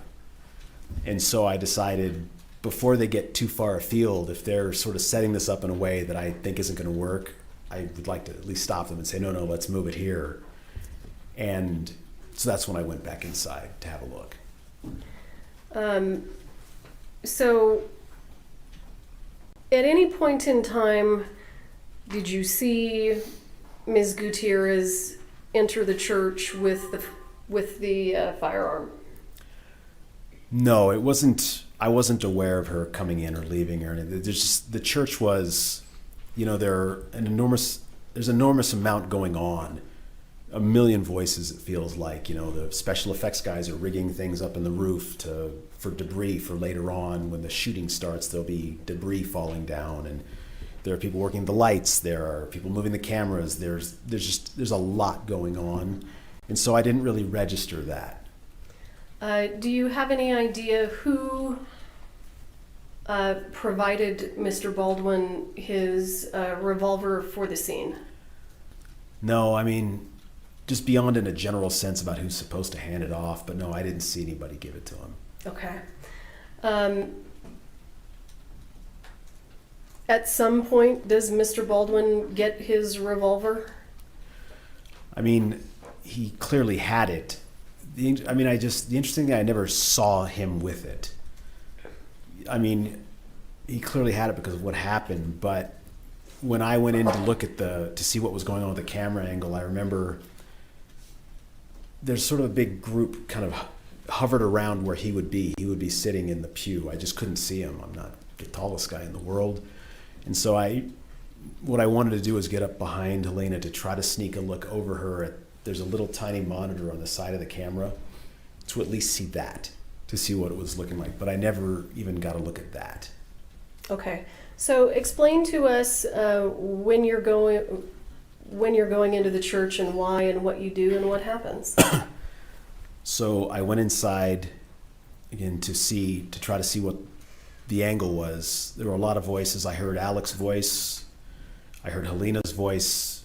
Everyone's sort of talking at once. I don't have a clear memory of how long I was standing behind her. I know I got up behind her to try to see on the monitor, and there was an incredibly loud bang that was not like the half and quarter loads you hear on a set. Those are they're loud poofs and pops. This was deafening. And it felt like somebody had taken a baseball bat to my shoulder. I remember that distinctly, and sort of stumbling back and shouting. I don't remember exactly what I said. Were you able to see Ms. Hutchins at that time? I did. I remember sort of stumbling back, and I either fell to my knees or I was sitting, and I distinctly remember her being lowered to the ground. People had her sort of by either side, and I still didn't quite know what had happened. Nothing made sense. I remember initially thinking, had she been startled by it, and they were sitting her down as a result, and then I saw the blood on her back. And to the best of your recollection, what happened after that? It got very chaotic. I remember them laying me down. I remember them laying her down next to me. Although we were sort of facing in opposite directions, my head was this way, her head was that way. I remember a lot of panic. I still just couldn't figure out what had happened. I thought, was there something that had been stuck in the barrel that came out? But just nothing made sense. I remember our dolly grip, Ross, coming to sort of grab me and trying to call me, and then Matt Hemmer came in, and between the two of them, I remember they sort of tended to me and were pulling up and just trying to find out where there was a hole. Do you recall, Mr. Souza, at any point in time during that general time after the gun went off, having any kind of an interaction with Ms. Gutierrez? I remember at one point looking up and her standing there with another person or a few other people, and she looked distraught. And I remember her saying, I'm sorry, Joel," and I remember somebody just screaming at her, and they just ushered her out. Okay. At some point in time, were you taken from the scene? Yeah, it's funny, when I hear later about how long we laid there, it felt like 5 minutes. And I remember looking over and her looking back at me.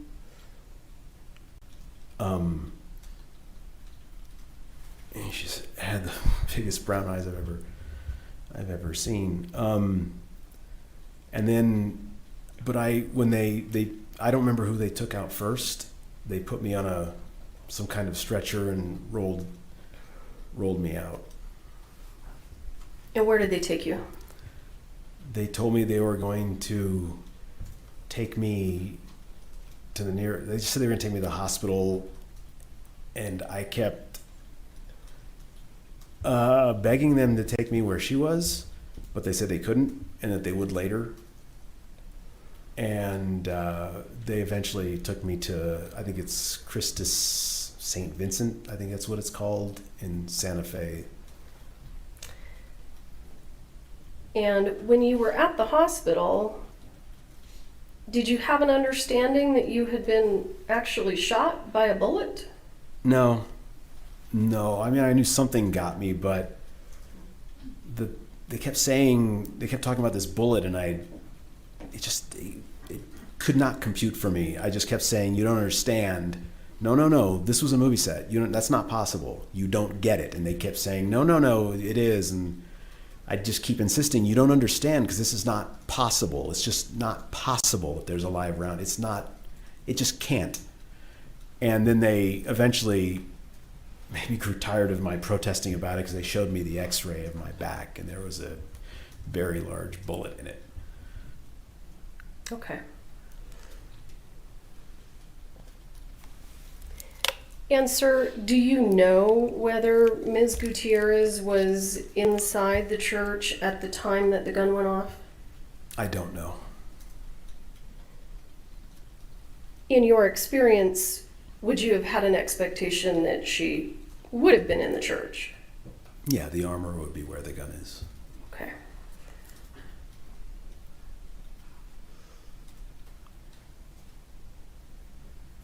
I'll pass the witness. Cross-examine. Yes, Your Honor.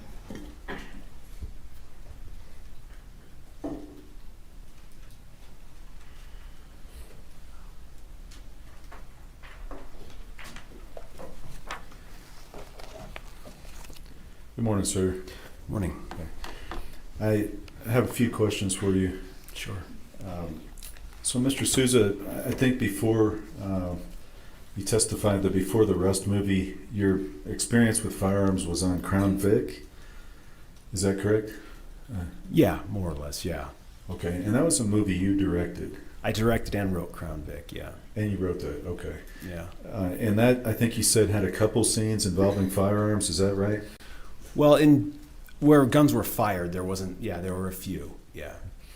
So you had an armorer on that set? Was that armorer full-time? He was there for the days that the guns were going to be used or fired, yeah. Is that the only occasion you've ever worked on a set with an armorer? Yeah. Okay. So is it fair to say your experience with working with armorers was fairly limited prior to Up to that point, yeah. Okay. So are you familiar with the SAG safety rules, where if the armorer or prop master are not present, a responsibility falls on the AD? I don't think I ever really reviewed the SAG rules. I don't think I would have been aware of what the procedure would have been if the armor wasn't there. I think my assumption was always that the armor was supposed to be there. Okay, and you made an assumption, but if there's a SAG rule that indicates that responsibility then falls on the AD, are you aware of that? That's not a rule that I'm aware of, no. Okay, so you have not reviewed the SAG rules with respect to armors in general, or firearm safety in general? No, I'm not a SAG member, so. Okay. But no, I haven't, no. Okay. So, if in the church at that time, Ms. Gutierrez Reed was not present, and you don't remember? I don't. Okay. But Mr. Halls was. He was the first assistant director, correct? He was the first assistant director, yes. Now, you don't remember, I think you said, seeing who handed Mr. Baldwin the firearm. That's correct. And I think you said, sir, you don't remember Mr. Baldwin even having the revolver. You didn't see it. I mean, he had to have had it, but I know he had it before lunch. Yeah. I know he had to have had it for obvious reasons, but I didn't see him holding it in that. It never got to that. okay. So before lunch, did you see who handed Mr. Baldwin the revolver?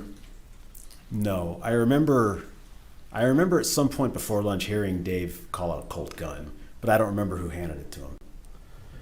Okay, and that's Dave Halls? Yeah, And Mr. Halls called out cold gun before lunch that you remember? as I remember that, yeah. Okay. Was the blocking done before lunch as well for that scene? Well, I mean, there's a lot going on in that scene. We had sort of gotten to a certain point in it. What was coming next, we had not practiced before. What was coming next was essentially just picking up where we left off. That was what's called an insert. It was an insert shot. Okay, sir, and this insert shot, this was going to be after lunch. That was our first shot up after lunch. Okay. And was this an insert shot of an extreme close-up on the hand as it's pulling from the holster? Yeah, it was what I had in mind was, again, I talked about it a little bit before, but you have the hand kind of coming out like this, pulling it, yeah. And when you just demonstrated that, you had your hand coming across and pulling in front of you? Correct. Okay. Because that's where his thing was up here, so it would have naturally been going that way. And do you know whether from the script, whether that firearm was supposed to be pointed towards the camera? Well, I mean, it's not a matter of the script, really. For that specific shot, it was literally just supposed to be the gun being pulled out sideways. Okay, sir, and when you demonstrated that, you did not have your hand pointed forward? No. Okay. So in that extreme close-up shot, it was just supposed to be pulled out in front? Right. Okay. It was very short. Okay. And was that designed to be like an insert to build tension in the scene? Yeah, you cut back and forth and back and forth. Yeah. Okay. Okay, I understand. So at the time that occurred, after lunch, when you're doing that extreme close-up scene, was that called a blocking? Yeah, it's sort of blocking for camera, yeah, to see, they want to see where the focus needs to be, and how it's going to look, which way the camera's going to be oriented, essentially. When I said auditioning the shot, it's essentially the same thing as the camera blocking for the shot. So in essence, that scene is just setting up. There's not even filming going on at that point. Correct. Okay. So with regard to that, did you ever hear Mr. Baldwin insist on having his revolver for that scene? Not that I'm aware of, no. Okay. Were you aware that generally during the movie he liked to have his hero guns?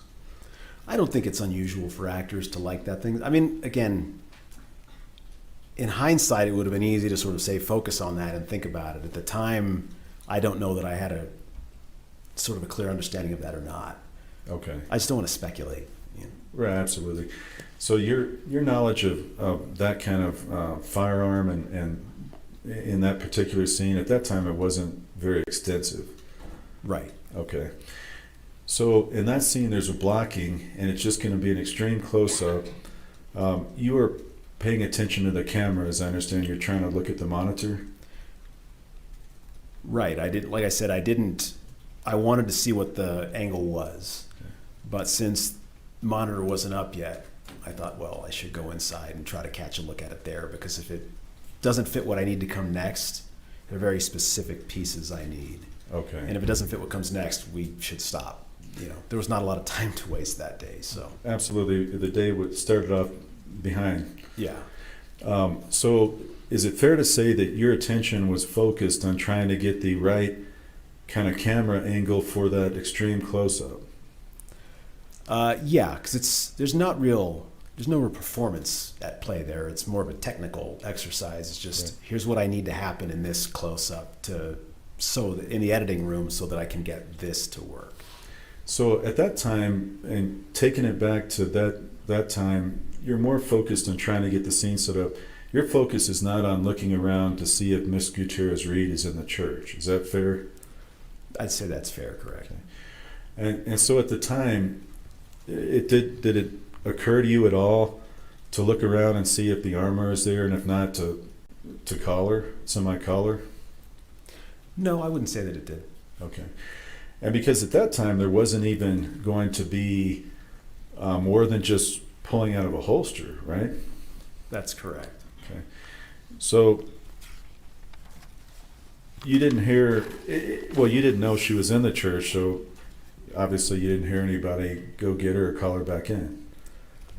Like I said, there were so many voices going on. I'm just trying to focus on what I can focus on at that point. Absolutely. You described it, and I kind of get the picture in my head. It was a little bit, all kinds of things are going on at that moment. There's people trying to set up the cameras, and tell me if I'm wrong, or why don't you tell it in your words?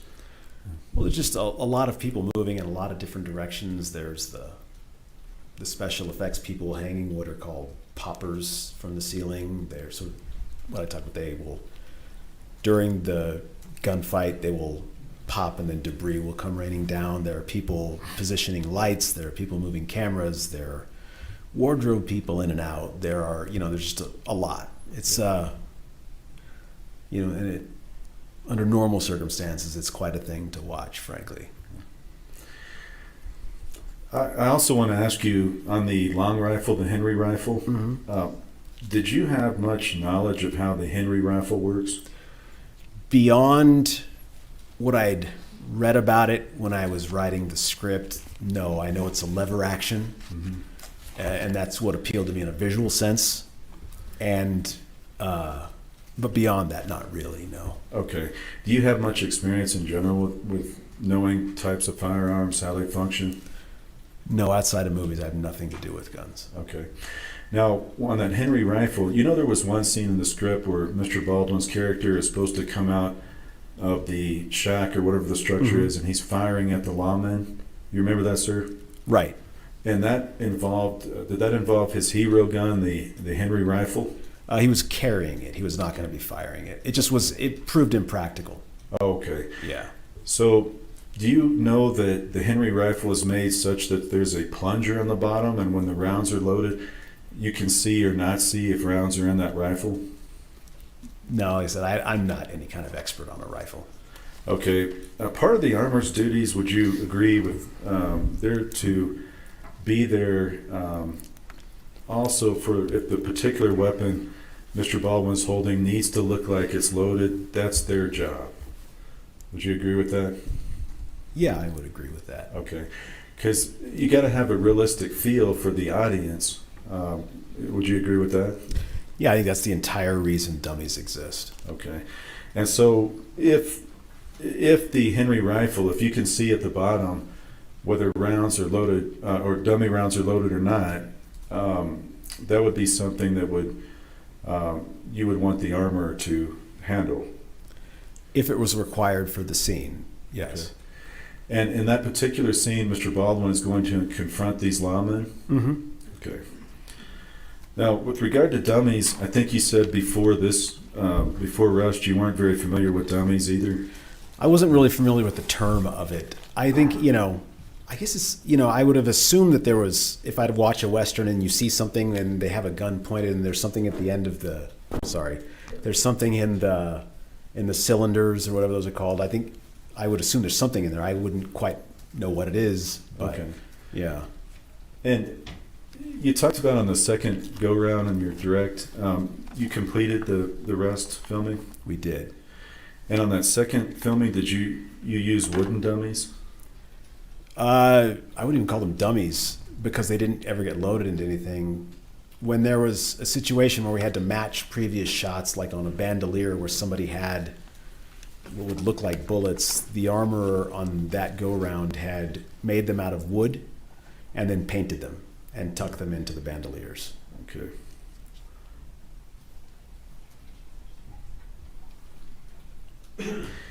And that the purpose of a dummy round is to look very like a live round. Yeah. Okay. When it comes to safety on the set,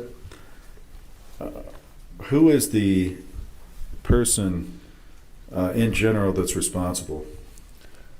Well, I think in a general sense, the first assistant director is the safety officer on set. But beyond that, I think it also, there's a set is generally a reel if you see something, say something, things. So everybody is responsible to some degree to try to make sure there's a safe work environment in terms of our safety officer, and generally the first AD is the safety officer. And what you just said, and first AD is in charge of that, but if anybody on set sees something unsafe, they should say something. Yes, I think an example would be if there's a extension cord that's not taped down, or there's something that someone could hit their head on or something. You want to try to head those things off. There are a lot of sharp corners on movie sets. Now, ultimately, with regard to safety, the producers are where the buck stops. Do you agree with that? I think the producers are the people who write the checks are generally where the buck stops on everything in life. I don't think a movie set is any different.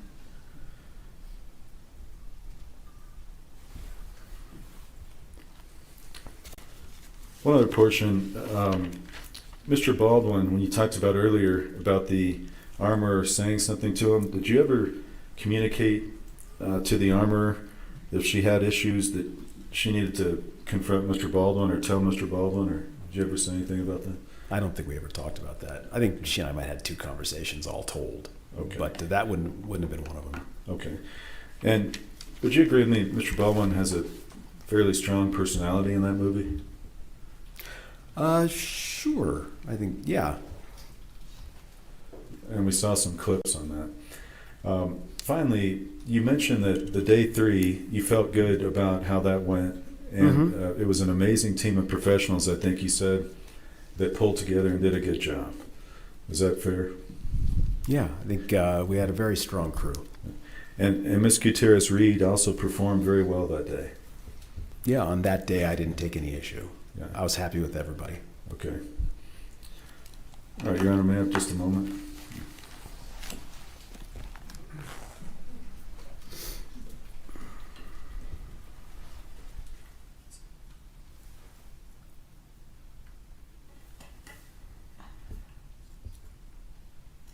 I have nothing further, Your Honor.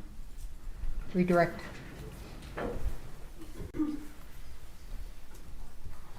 Just briefly, Mr. Souza, do you recall a single scene that was going to be filmed in the movie where anyone was loading the rifle with ammunition? No. Do you recall a single scene in the movie that was going to be filmed where anyone was cycling ammunition through the rifle? No. I don't have anything further, thank you. You're excused, thank you. Thank you. Next witness. Can we approach real quick? Yeah, but we're not taking a lunch break. What's that?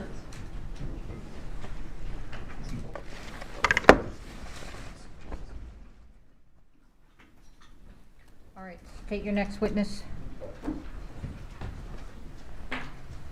The state calls Emery Chacon. Face the judge and raise your right hand. Do you swear or affirm under penalty of law that the testimony you'll give in this case will be the truth, the whole truth, and nothing but the truth? I do. All right, thank you.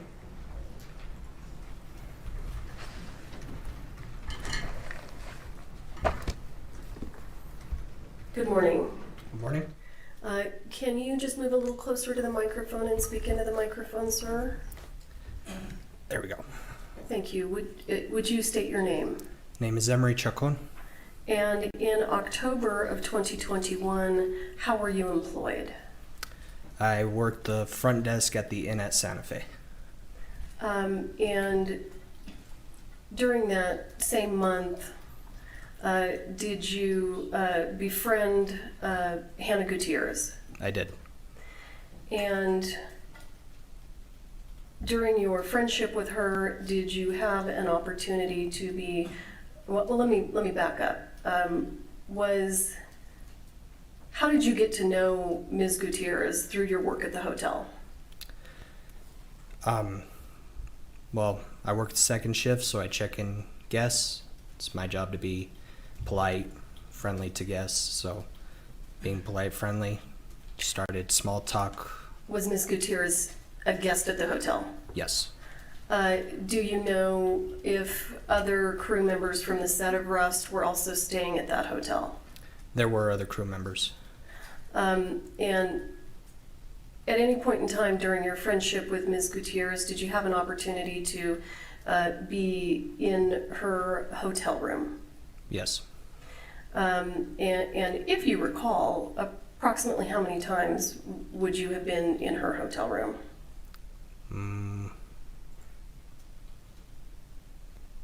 Can't really recall. Maybe a handful of times. Handful of times, okay. And when you were in her hotel room, did you ever take notice of any boxes of ammunition? Yes. And I want to be clear, are you familiar with guns and ammunition at all? I am. Based on your experience, were you able to determine whether the ammunition was for pistols or rifles or anything? I saw what looked like maybe a couple of rifle rounds, maybe shotgun shells, maybe one pistol round. And when you say that you saw the rounds, were they in boxes? There were a few that were not in boxes, that were sitting on the counter in the room. And to the best of your recollection, were any of the rounds that were not in boxes pistol rounds? One. One was a pistol round. Do you recall approximately when you saw, and let me ask you, other than the rounds that were not in boxes, did you see boxes inside? Did you also see boxes of ammunition in the room? Yes. And do you know whether the ammunition that you saw was real ammunition or fake ammunition for the movie? I don't know the physical difference between fake ammunition and real ammunition. Understood. Do you recall approximately when you would have noticed the ammunition in her hotel room? It was maybe towards an evening. In terms of like exactly what day, I can't give. Do you know whether it was towards the beginning of her stay or the end of her stay? Towards the beginning. Did you see the ammunition in her room on more than one occasion? No. Just one occasion? Yes. Okay, thank you. I'll pass the witness.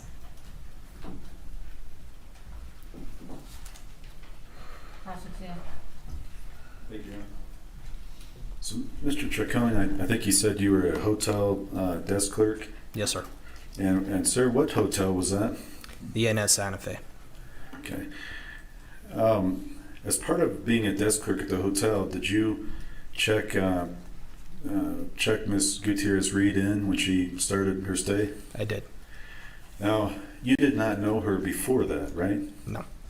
So you just came acquainted with her from her being a patron and coming to the hotel and you checking her in to stay there. That is correct. You said she at the start of her stay is when you believe you saw the ammunition. What day was that? I can't recall. Do you recall if that was in September of 2021, October of 2021? Do you have any idea? Maybe mid-September, Late September? about. Okay.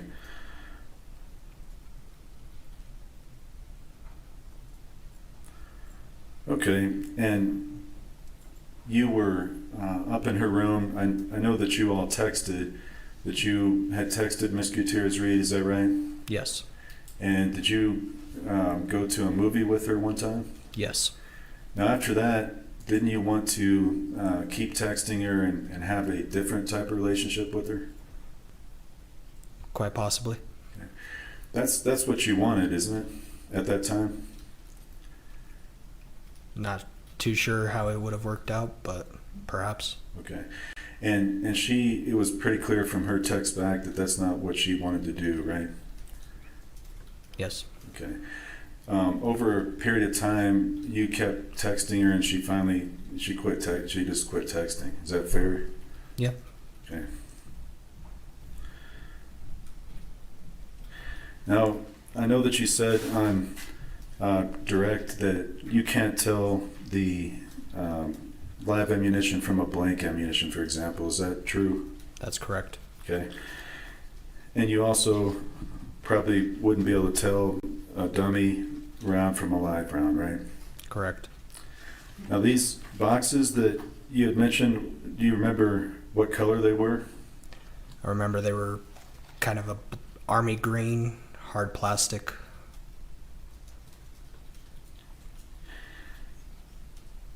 Okay, and you just don't know exactly what was in them or what they contained? No. Okay. And in late September, you're aware that the filming had not started yet for the movie, or do you have any knowledge of that? Okay. Do you have any knowledge of when the movie started filming? No knowledge. Okay. You're gonna have nothing further. Thank you. Any redirect? No, Your Honor. All right, you're excused. Thank you. Thank you. Next witness. The state calls Wyatt Mortensen.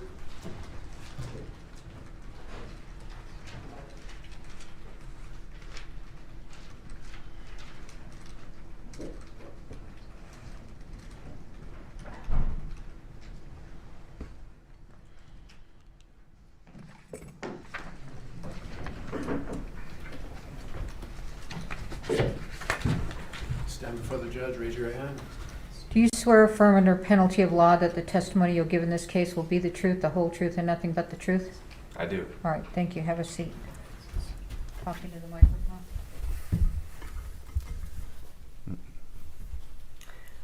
Good morning, sir. Morning. Go ahead and state your name for the record. Wyatt Mortensen. Mr. Mortensen, what do you do for a living? I'm a wrangler and stuntman. Explain to the jury what it means to be a wrangler. We take care of the horses on the movie set. We give actors riding lessons, and we make sure that nothing bad happens to the horses or anybody that's around them. Were you employed as a wrangler on the set of Rust? I was. In your capacity as a wrangler on the set of Rust, how frequently were you on set? Pretty much every day. Okay. And in addition to taking care of horses, were you also in some of the scenes that were filmed? I was. And in what capacity were you in those scenes? I would dress out and drive wagons or ride horses in the background. Some stunts. Okay, great. Can you give the ladies and gentlemen of the jury an idea about your background and experience in the film industry as a wrangler and or stuntman? Yes. I just got in the industry when I turned 18, which was 4 years ago. And since then, I've been working pretty frequently on 24 films, give or take. As a wrangler in stunts, I've worked with numerous actors and many different people that are big in the movie industry. Mr. Mortensen, prior to working on the set of Rust, did you work on any other movies that had guns and armorers? I did. Do you recall approximately how many films you worked on that had guns and armors prior to Rust? About every movie I've worked on. Okay, every movie. Yes, ma'am. Can you give us an idea of how many movies that would have been prior to Rust? Prior to Rust, maybe 5, I'd say. Okay. And did you have an opportunity while you were on set to see Ms. Gutierrez perform her work as the set armorer? I did. And was there anything about the manner in which she performed her work that caused you concern? Nothing directly. Let me ask you this. Do you recall, can you describe to the ladies and gentlemen of the jury how she brought the guns and ammunition to set from the prop cart? Just carry them by hand. Did that seem unusual to you? Nothing too unusual. No. Mr. Mortensen, do you, hang on just one second. Do you recall an incident where a rifle was lost on the set? I do. Can you explain to us how a rifle was lost or what you recall about that? We were doing a stunt in the middle of town, and after we were done, I was asked if I've seen a rifle anywhere on set. Do you recall who asked you that? I do not. Okay. Do you know whether the rifle was found? I don't. Mr. Mortensen, did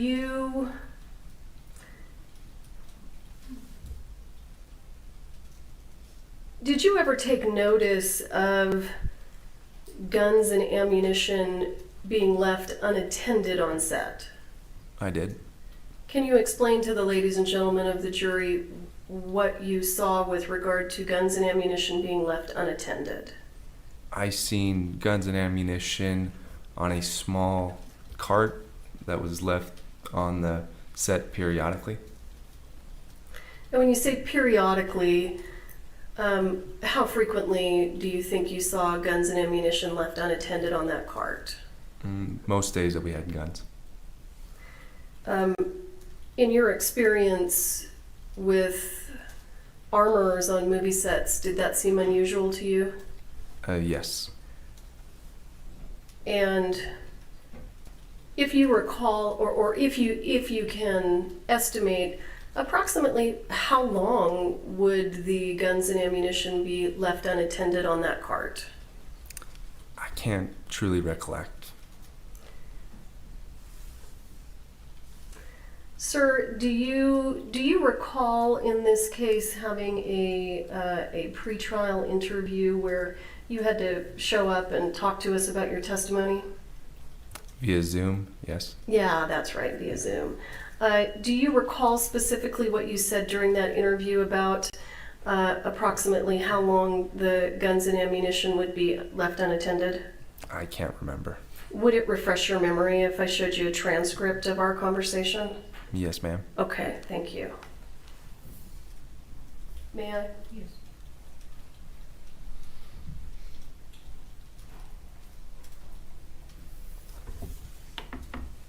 And if you want me to scroll up.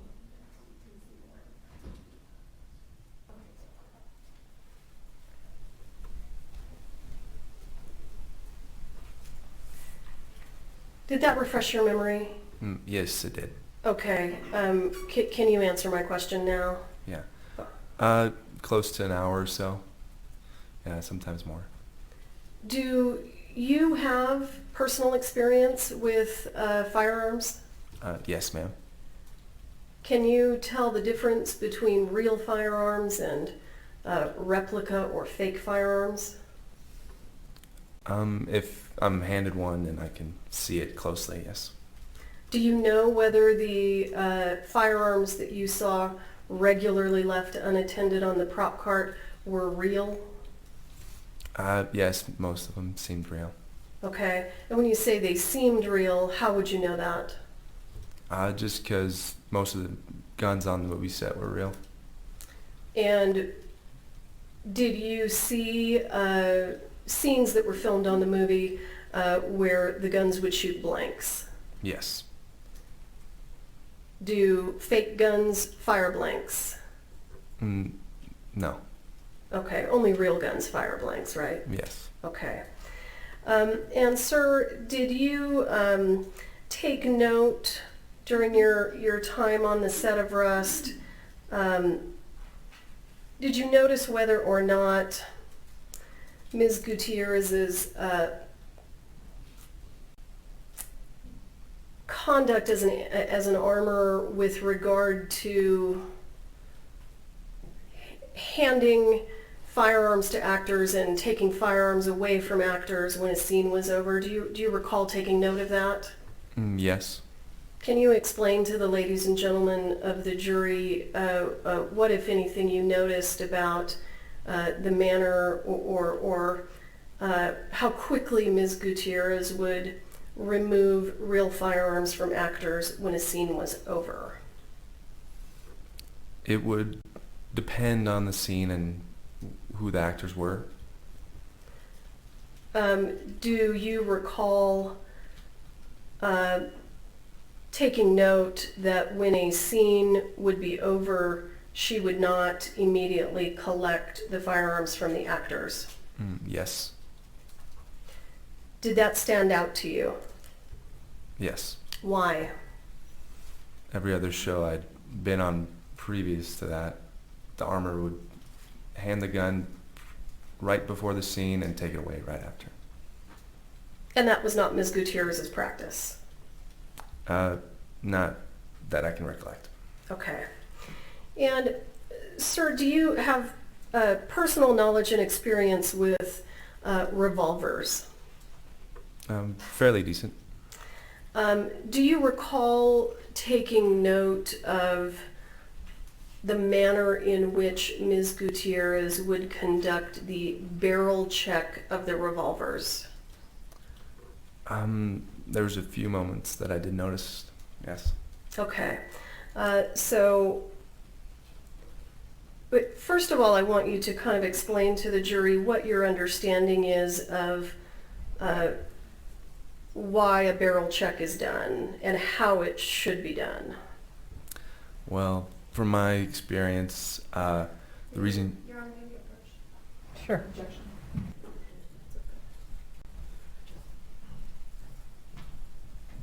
Mr. Mortensen, let's proceed.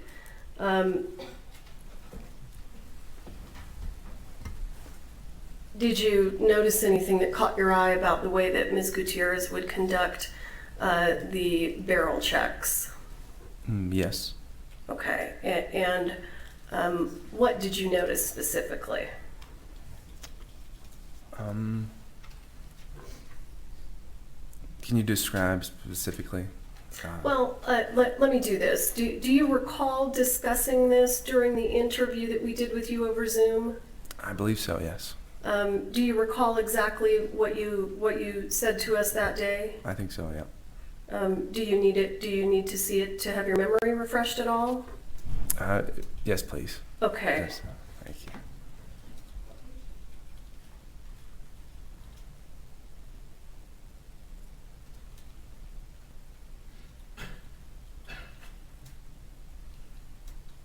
Hang on just a second. Tim? May I? Yes.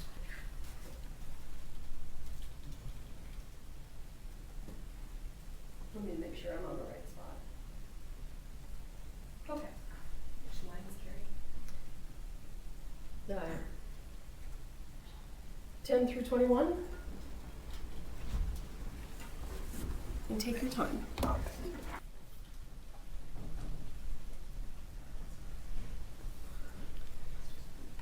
Mr. Mortensen, did that refresh your memory? Yes, ma'am.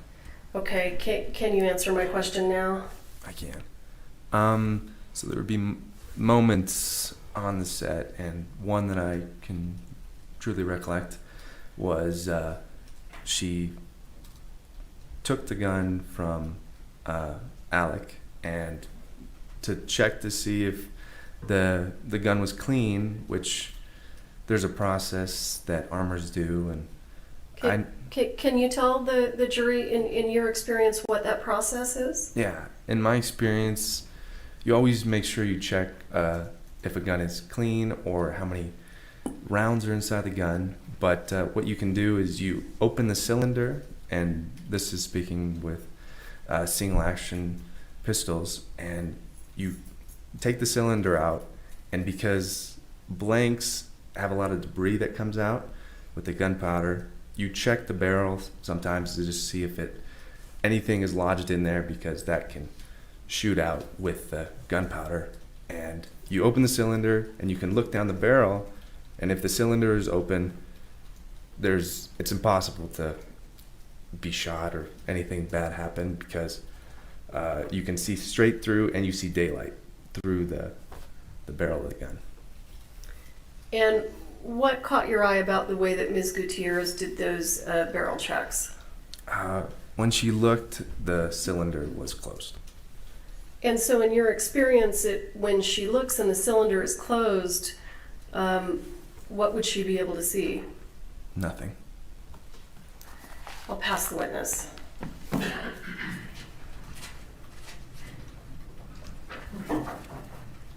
Cross-exam.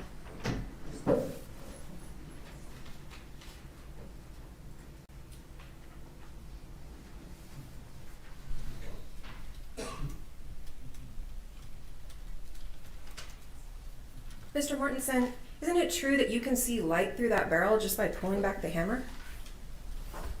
Not that I know of. Not that you know of? You're not an armor, are you? No, ma'am. And you've never worked as an armor on any movie, have you? No, ma'am. In fact, in the filming of Rust, you were a wrangler, right?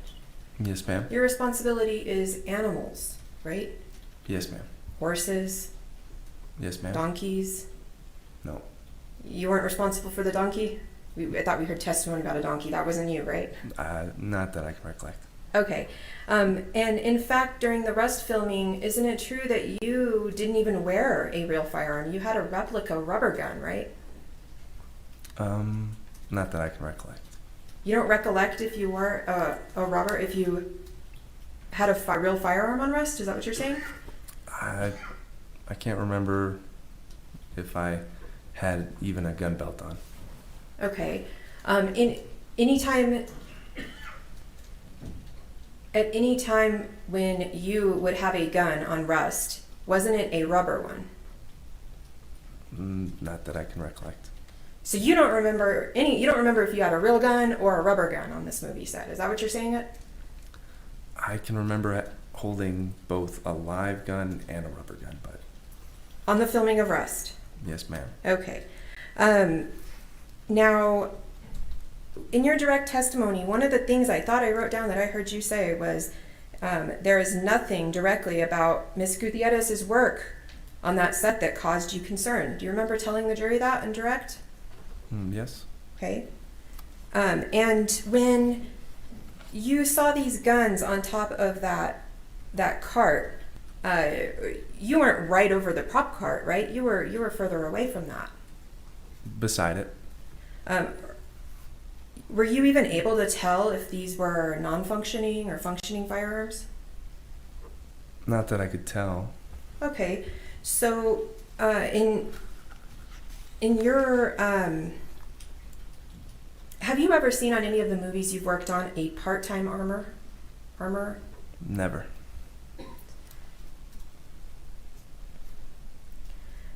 And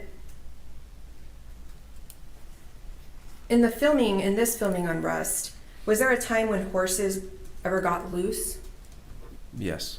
And would you agree with me that that was an extremely dangerous situation? I'll object to... Oh, I'm sorry. Let's approach. Hanson, do you need me to repeat the question? No. Okay, so can you answer the question? Yes. So horses, it is a dangerous thing to have horses on set, right? Yes. And you were the one responsible for wrangling those, right? Yes. Okay. Do you recall a time on Rust when you had a problem getting paid on time? Can we approach? Hanson, I'll re-ask the question here. So do you ever recall a time on Rust when you had a problem getting paid on time? I can't truly recollect. Would it refresh your memory to take a look at your pretrial interview transcript? Yeah, yes, please. Okay, just a sec.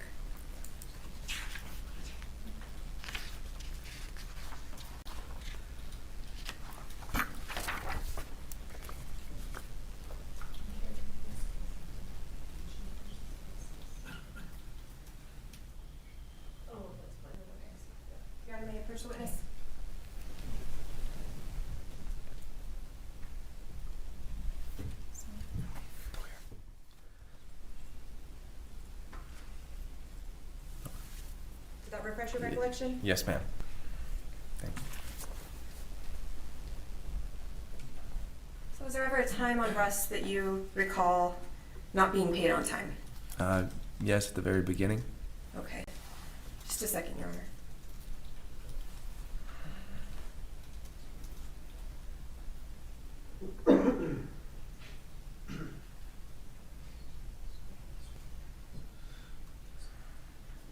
No further questions. Two more questions, maybe one, two. Mr. Mortensen, have you ever testified in court before? No, ma'am. I want to be clear. Did you see guns left unattended on the prop cart after shooting scenes that involved the firing of blank ammunition? Yes. Thank you. I don't have anything further. All right, this witness is excused. Thank you, sir. Thank you very much. All right. Okay, we're going to take our lunch break. Please be back at 1:10. Okay, downstairs at 1:10. Please don't talk among yourselves or anyone else about the evidence received here in court. Thank you. All rise. It's hers, okay. Have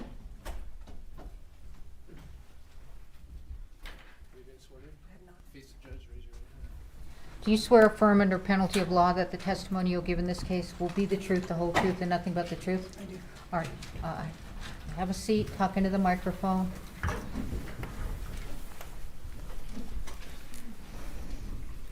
Ma'am, go ahead and state your full name for the record.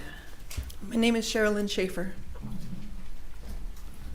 Ms. Schaefer, how are you currently employed? I am employed as an EMT in the film industry, a medic. Can you just explain to the jury the situation, the connection between movie sets and medics? Is a medic always on a movie set, and if so, why? Usually, if it's a union show, a medic is always on set for the potential that there could be something dangerous that happens. But 99% of the time, we are in charge of making sure the actors, and not necessarily the actors, but the crew have sunscreen, bug spray, Advil, electrolytes. If it's hot out, we make sure everyone stays hydrated. If it's cold, we hand out hot hands. That's majority of it. If somebody gets a splinter or a cut, we take care of those as well. If somebody gets injured enough that they need to go to get stitches or be seen, we bandage them up, we send them off. And then we are in charge of the paperwork that goes with the production to make sure that the injury can be to go through workers' comp, so that it's not coming out of the crew or whoever's insurance. Okay. How long have you worked generally in the film industry? I started in the film industry in 2008, or I'm sorry, 2009. Okay. And how long have you worked as a medic in the film industry? Since 2014. And can you summarize for the jury what your medical training consisted of that allowed you to be qualified for this position? I'm a licensed EMT. All right.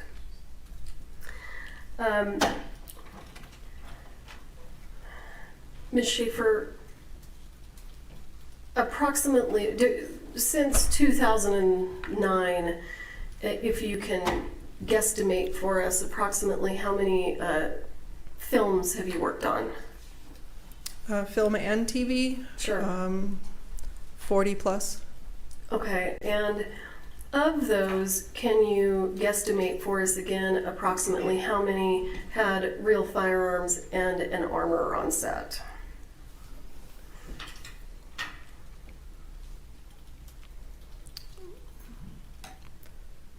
Maybe 10, 12.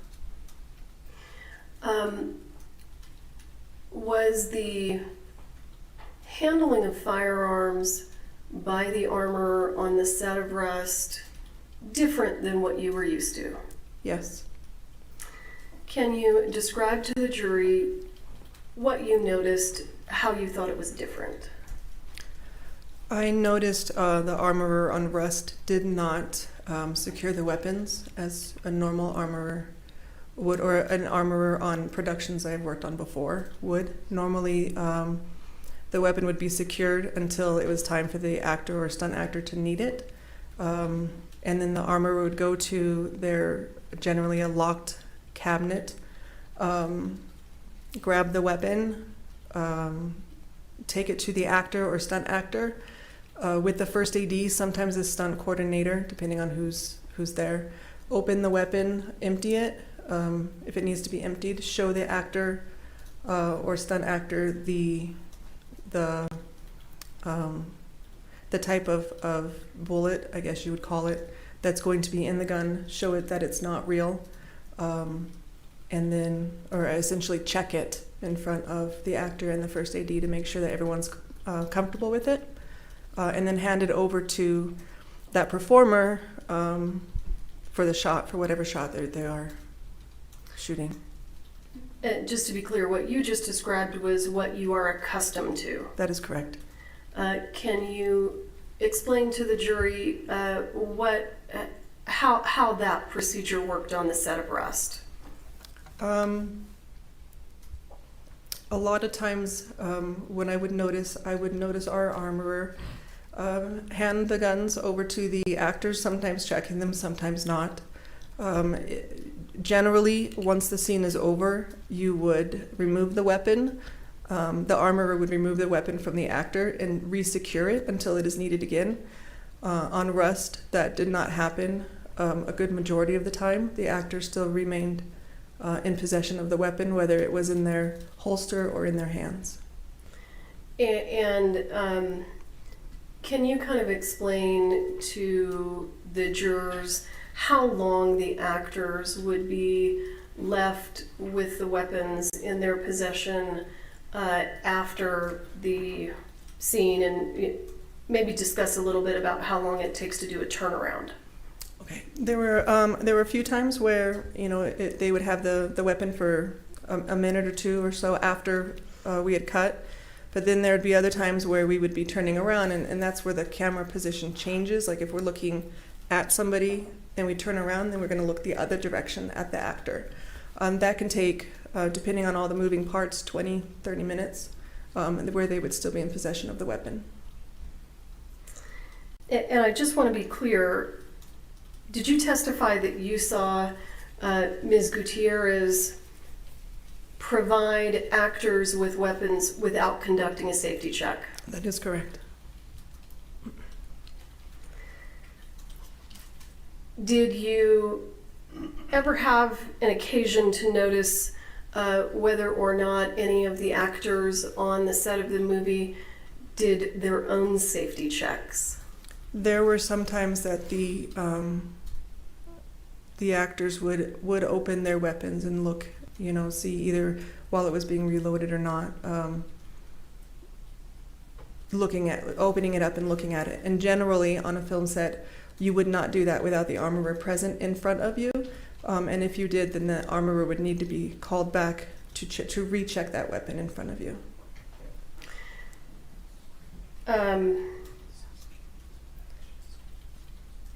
So when the actors would do their own safety checks, was Ms. Gutierrez participating in that? Sometimes she was near, sometimes she wasn't. I don't recall exactly all the time. I didn't notice a lot, but there were some times where she could have been close by or not, but she was not directly in front of the actor. Okay. And it wasn't every actor. It was, just a couple here and there. Okay. Did you ever take note of how Ms. Gutierrez would load ammunition into her fanny pack? Yes. Yes. Ms. Schaefer, do you recall the question? Could you repeat it again, please? Did you ever take note of how Ms. Gutierrez would transfer ammunition from boxes to her fanny pack? Yes. There was one occasion that I did see that. Can you describe what you saw for the jury? So there would be the boxes that had this a styrofoam with the ammunition inside of it, and there were times I would see her take, or this one time, I saw her take the box and kind of tip it a little bit and use her fingers to put some in, and then hand it back, I believe, to Ms. Zachary, and get another box and do the same thing, put more in, put it back, get another box, put more in, put it back. So we're mixing multiple rounds inside of different, and again, I don't know what they were, but mixing different rounds for different weapons. There were some short ones, some long ones. So during this instance where you saw Ms. Gutierrez load the fanny pack directly from the boxes, if you recall, would she take the time to check every round to make sure that it was inert? No. All right.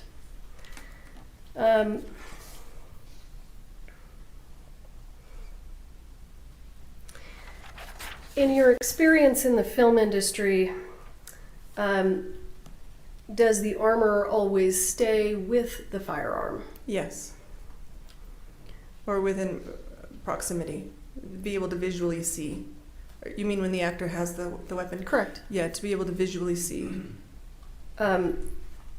Was that the case on the set of Rust? No. Not always. I'm going to shift gears and direct your attention to October 21st of 2021. If you can just kind of walk the jury through how that day went and what you recall. You can start before the lunch hour, and then we'll kind of move through it, okay? Okay. About 6:30 was my call time that morning, and that's what time that I needed to be on set. I arrived on set. I arrived to base camp first, grabbed breakfast. I don't remember if we had a COVID test that day or not, but then I went up to set. And I have a trauma bag that I take with me, and I have a box and a stand that has, inside the box will have the emergency, it will have tissue, it'll have cough drops, it'll have those sorts of things that a crew member might want, as well as containers of sunscreen and bug spray, because at that time we had the sun and bugs. So I went and I set my stuff down at the middle of the town, and on the radio there was a little bit of noise about the camera department being behind schedule, and I had asked somebody, I'm not sure who, one of our one of our other ADs or one of our PAs on set, production assistants on set. I had asked what was going on, and they had said that the camera department was not ready to go, and wouldn't be ready to go on time. I generally am friends with the majority of everybody on set. I've worked with everybody a lot, and so I went over to where the camera truck was to kind of see if I could see what was going on or talk to anybody about what was going on, because I knew that they had had some issues with the production. And I noticed that they were packing up all their equipment. So I watched them do that for a little while, but then I had to go back to setting everything else up that I had to set up. And at some point in time, our first AD, Dave Halls, had called for a safety meeting that morning, which was rare. And it was more of a meeting to kind of get the crew back together again, because we were all kind of spread out and try to figure out what was going on that morning. And so he in the safety meeting, he just said that we were going to have I'm assuming, okay, sorry. I can say what it is.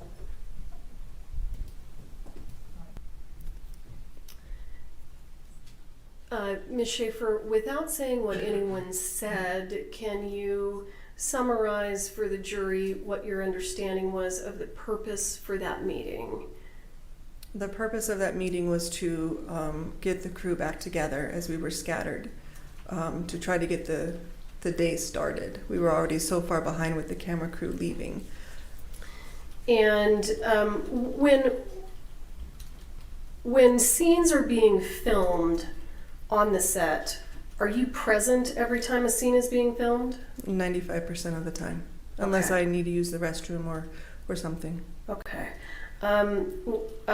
Were scenes being filmed that morning before lunch? Yes, And were you present for those? yes. Do you recall if any of those scenes involved the use of firearms? I'm not sure about the first scene. I don't remember what we shot. The second part was before lunch, right after we moved up to the church. We had a scene. I'd like to say that it used weapons. I'm not 100% sure. Okay. Did you, during that scene, did you see any of the handoff of the weapon from the armor to the actor? I did not. Okay. And then at some point, do you go to lunch? Yes. And when lunch is over, tell us what happens. After lunch, I had gotten a ride up to set from our base camp, which was just a few minutes away down the road, and I had walked from where they drop us off up to where the church is, and was waiting for the rest of the crew and the rest of the departments to get to set as well. And so I sat down on the end of a tailgate that was nearby. I believe it was an electric truck, but I'm not positive.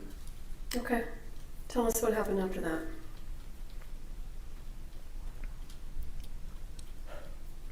Sorry. It's okay. Take your time.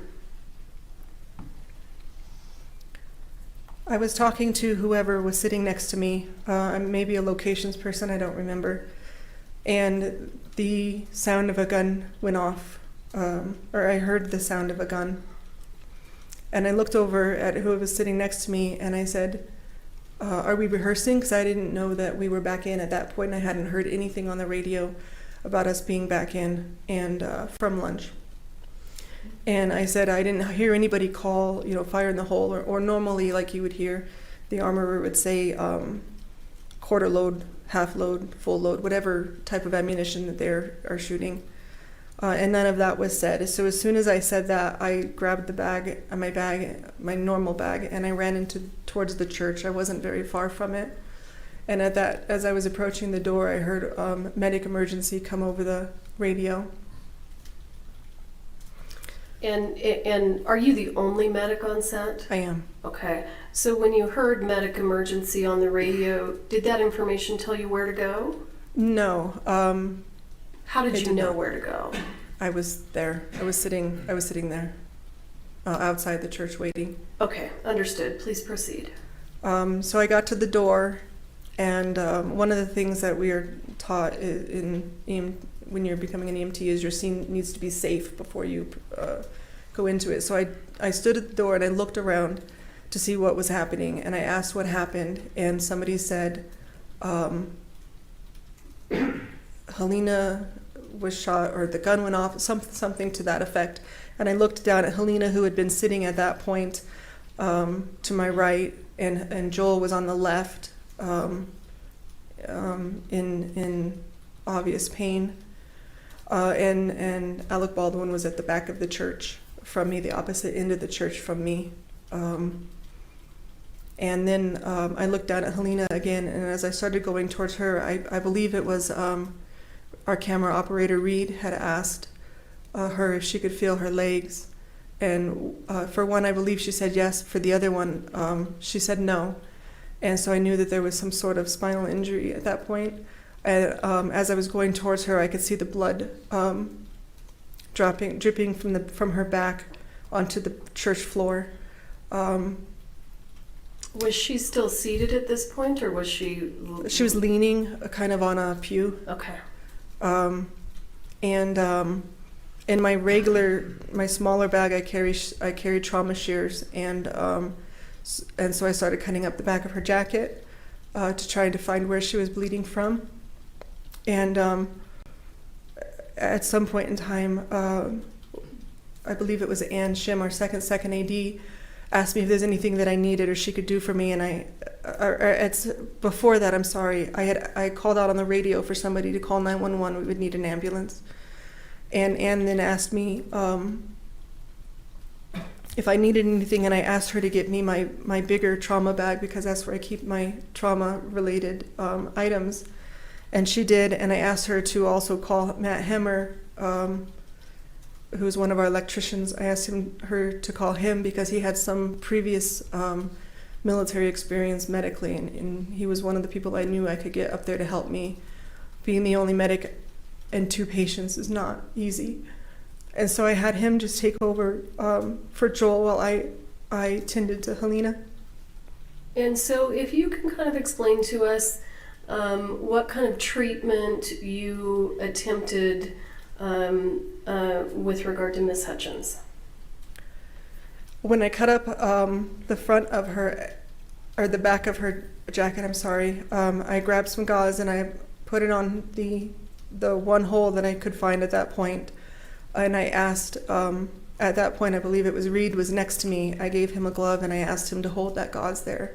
And sometime in the meantime, we had moved the pews, or the guys had moved the pews away and laid her down. And I went to the front of her to cut up the front of her shirt, to the chest area to try to find the other hole, knowing that Joel had been shot. I knew that it was a through and through, or in one side out the other. You already suspected that it was a through and through? Yes, because Okay. because of the way that Joel was screaming in pain. I knew he had likely, whatever had gone through her had gone into him as well. Okay, please proceed. So I cut up the front and I could not find an entrance wound, and so I had to keep looking until I found the other wound. I didn't know what was entrance and what was exit at that point. And when I did, I grabbed another gauze that I have and I put it there to apply pressure. And I'm not sure at what point. I think I asked Serge or somebody who was somebody else who was nearby to hold that and apply pressure while I went and grabbed oxygen. Okay, and so give us just a little bit of information about your oxygen apparatus and what you did with that. It's in my main bag, so I grabbed my main bag and pulled it over, and it's a non-rebreather, so it's the mask that goes over the face, and it has a bag at the bottom that inflates, and so the oxygen is delivered that way through the mask. It's got the things go around the back of the head, hold the mask on. Okay, and just to be clear, we heard some testimony earlier in the trial about Ms. Hutchins being intubated. Did you have anything to do with that process? I did not. Okay. Go ahead and proceed. So I put oxygen on her, and I called back to the ambulance. On the radio. I'm sorry. I called back on the radio to make sure to have somebody call back, or whoever was communicating with 911, that we would need 2 ambulances and a bird at that point, because I knew Joel would need an ambulance and she was going to need a helicopter. You already knew she was going to need a helicopter. With that kind of trauma, yes. We are 15, 18 minutes from the hospital, from town. And with the way that she was bleeding, I knew she was gonna need more than we could provide, or an ambulance could provide, or Santa Fe hospitals could provide. She needed to go to the trauma center in Albuquerque. Okay. And do you have any knowledge about the condition that a patient has to be in order for the helicopter to take off? They need to be stabilized. And do you know why that is, given your medical training? I do not. Okay, fair enough.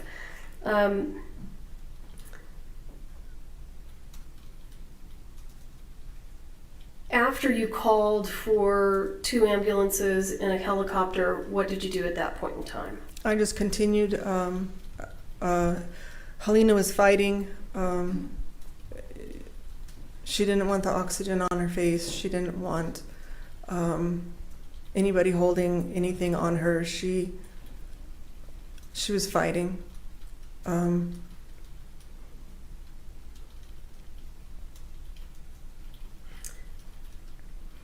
And Serge was there too. Were you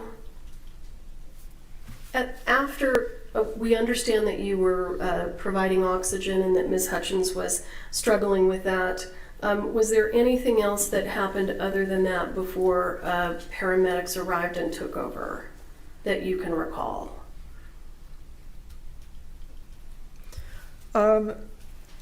There was a point in time when I first had walked in, there were still people inside, and so I had said to whoever was there, AD wise, to remove anybody that was in the church that didn't need to be there. If they weren't some of the people that I had asked to help, then they needed to be removed. Alec being one of them. He was still in the church shortly after I got in there. Sorry, I'm bouncing backwards a little bit. No, it's okay. So you asked an assistant director to do that for you? I believe either assistant director or PA, somebody. And a PA is a production assistant? Production assistant, which is when you're first trying to get in the union as in their union as an AD, you have to become a PA first, and you have to have so many days of PA work that you submit to the union before you can start as the next, I believe it's the second is the... Okay, all right, understood. So whoever it was that you spoke to and you asked them to remove Mr. Baldwin and any other unnecessary people, did that person do that for you? Yes. Okay. And at some point, did paramedics arrive? Yes. Do you have any idea how long it took them to get there? It felt like forever. I believe, though, it was... I don't have an exact time. I believe 12, 15 minutes. Okay. And I do believe that there was before the ambulance arrived, there might have been somebody else, a police officer, maybe that was around, but ambulance-wise, it was quite some time. okay, and do you recall a police officer coming in with a medical bag and handing items to you? I do, vaguely, but I do. Okay. In your medical training, are you aware of the procedure that's done when a person is intubated, even though you didn't participate in that in this case? Yes. And are you aware that sometimes...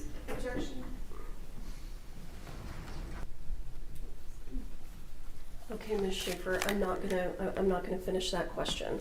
Thank you very much. I'll pass the witness. Cross-exam.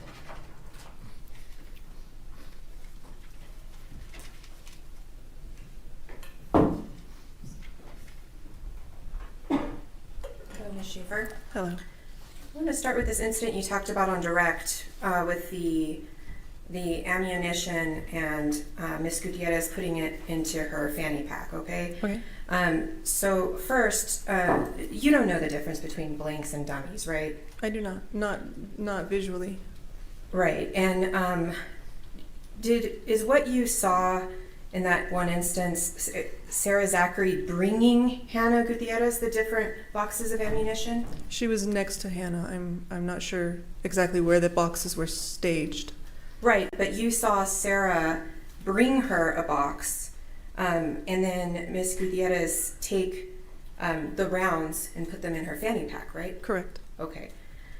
And you don't know if Sarah had shaken those boxes before she brought, or those rounds before she brought them, right? I do not. Can metal prop guns that can't fire, like replicas, like gun replicas, would those require safety checks?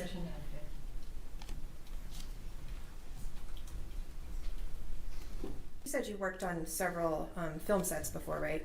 Yes, ma'am. And you've given us testimony today about what you saw and safety checks and whatnot, right? Yes, ma'am. Do you know what a replica gun is? Can you? I can tell you. I would not know if somebody showed me put a plastic gun near me or one that could fire. So whichever way you were referring to replica, I do not know. Because I would consider that a prop gun versus something the armorer would be in charge of. So you are not. Did you just say you don't know the difference between a replica gun and a real gun? If I were not to see them, touch them in front of me, no, I would not. Are you aware whether a replica gun even requires safety checks? I'm confused by your words. Do you mean if you mean a rubber gun, that does not need safety checks. You would not check a rubber gun. But if it is a gun that you put ammunition of any kind in, whether it's dummy or, whatever other the quarter loads that they use, then those would need to be checked for safety. But a rubber gun would not. And you're saying that despite never working as an armor before, right? That is correct. I am not an armorer. And you've never even worked in props as a props assistant, have you? I have not worked in props. That is not my craft. And have you ever worked on a set where there was actually a part-time armor? Part-time? No. Day players, yes, but not part-time. So who is in charge of the gun cart when the armor has to go to the restroom? That would, I've never been in that situation. If somebody needed, if the armorer was in the restroom, I would assume we would wait until the armorer was available to do their job. That would not be somebody for any other department that I am aware of. When you saw this incident with Sarah Zachary bringing Hannah this ammunition, and you saw Hannah, you said put it in a fanny pack, right? Correct. You don't know if those were blanks or dummies, do you? I do not.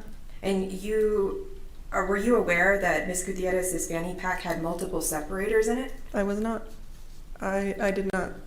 I just saw her pouring them in. I did not see anything other than the pouring motion.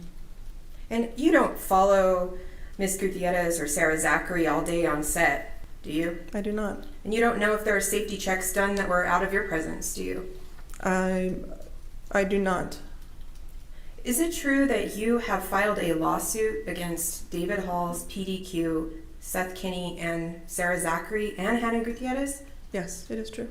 Among others, right? Correct. And in that lawsuit, you claim that you've been traumatized by the incident, right? Absolutely. And you are actually seeking money damages in that lawsuit for extreme emotional distress? That is correct. Did you in fact obtain a civil judgment against Sarah Zachary in that lawsuit for a sum of money? It has been entered into judgment, yes. And your case against Ms. Gutierrez, that's still pending, right? That is correct. Do you believe that your testimony here today is going to help you in your civil case against her? I'm not here for my civil case. I'm here for this case. I understand what you're here for, ma'am, but do you believe that your testimony here is going to help you in that case? I'm not thinking about that case. I'm thinking about the fact that had our armorer or our first AD done their jobs, we would not be here. A woman would not be dead. A mother would not be gone. And you filed a civil lawsuit over this? Yes.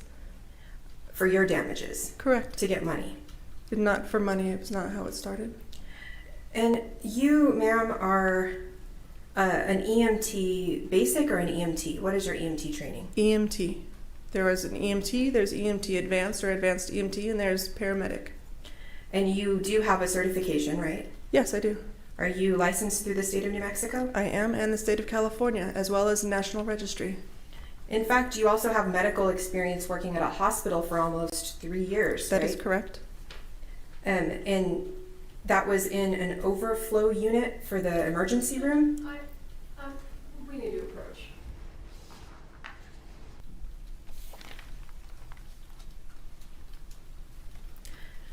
What is your experience? You did say you worked at the hospital, but what is your experience with treating gunshot wounds? I do not have experience with gunshot wounds. They were not on the floor I worked on. Why wouldn't you be trained on that type of injury when you're dealing on a set with real guns? I am trained for it. You asked about my experience at the hospital. Okay, so you are trained with treating gunshot wounds, Correct. but you just don't have experience actually applying that training. Is that fair? Not in the hospital setting or outside of it, correct. You said on direct that you had 2 trauma bags? I have my normal bag, which has, it's a 96% bag. It's kind of like a walking Walgreens, but it has gauze in it and trauma shoes in case something else is needed until I get my main trauma bag. Did you have any equipment with you on that day specifically addressed to treating a gunshot wound? No, You didn't have chest seals? no. Did you have any IVs? I am not licensed to start IVs. So I would not. And we are on a movie set where there should be no gunshot wounds. Well, are there other things on a movie set that could cause a thoracic puncture on the set? Not generally. Not generally. If there is going to be something that's going to happen where something more traumatic like that could happen, then we would request a standby ambulance to be on set with us so that we had all the gear and equipment needed, as well as additional medics to help. But this movie had knives involved in it, right?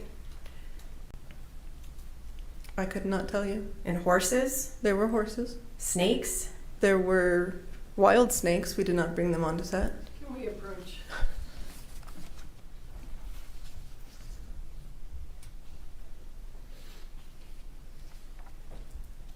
Do you know who intubated Miss Hutchins? I do not. I can assume, but I do not. You said you can assume. Well, I mean, did you see it happen? I did not. Okay. Prior to all of these concerns that you're telling us about here today with Miss Gutierrez, you never raised any of those concerns with anyone? I did not. Not even the safety director, David Halls? I did not. And you said on direct, I believe, that prior to the shot that you heard on that day, that I think I heard you say, I want to get it clear, that you did not hear Dave Halls yell out, "Rehearsals up, first team on set." Did you ever hear that? I did not. You never heard any call out that they were going to do that set? No, not on the radio. I did not hear it. It doesn't mean it didn't happen and I didn't hear it, but No, I just want to know what you heard. I You did not didn't hear that. No. Okay. No further questions.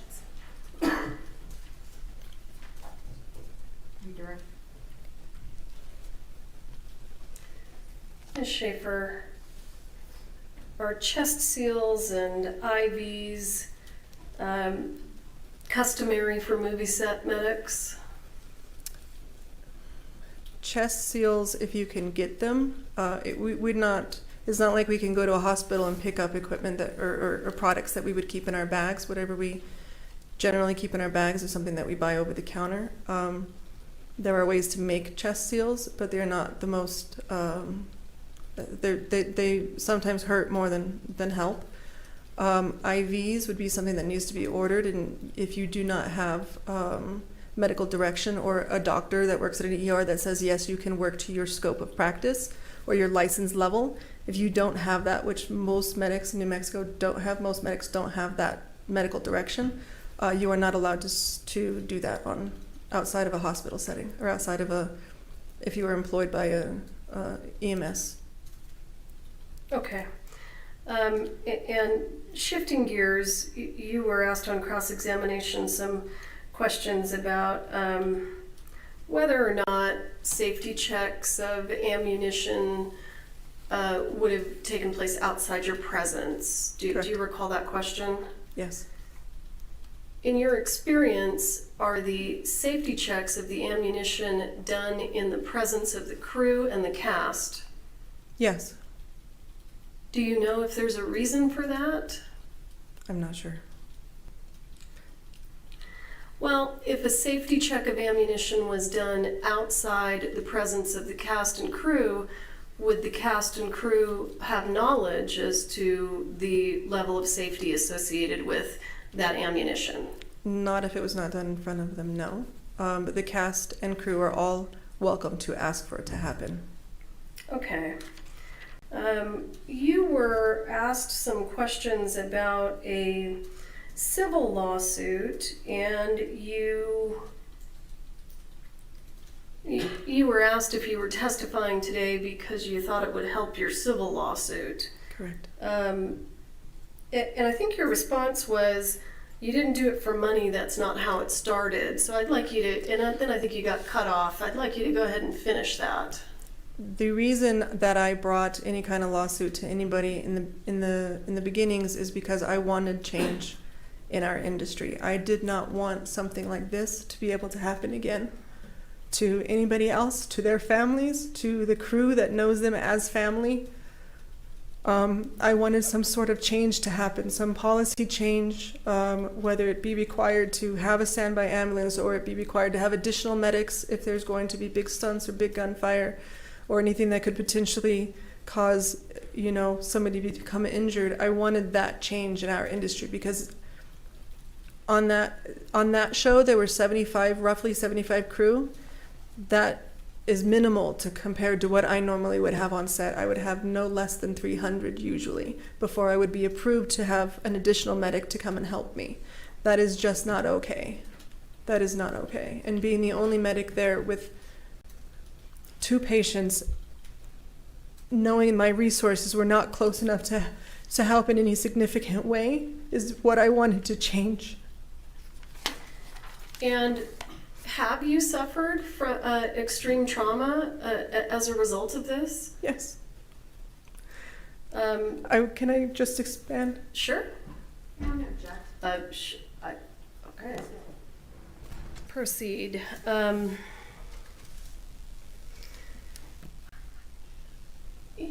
Upon my questioning, you asked if I asked you about your claim for emotional distress, and you responded and asked if you could expand on that. The court is going to let you. Please expand. Thank you.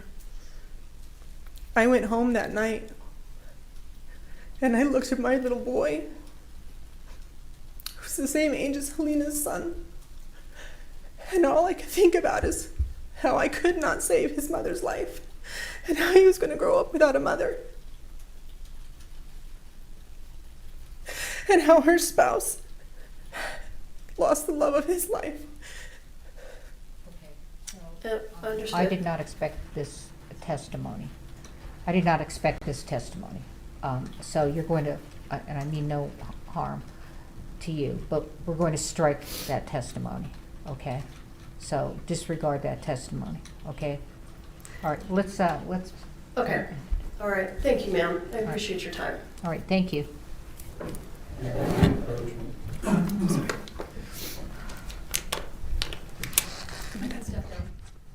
no.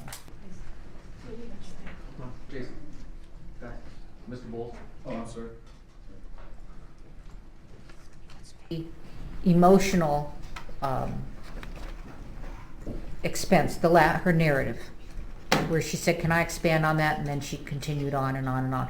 That's what you're going to strike, okay? You're going to disregard that as evidence. The rest of it, her direct, her cross-examination, and then her redirect, except when she said, can I expand on that? And then went into, her personal trauma, okay? Any questions on that? Okay, thank you.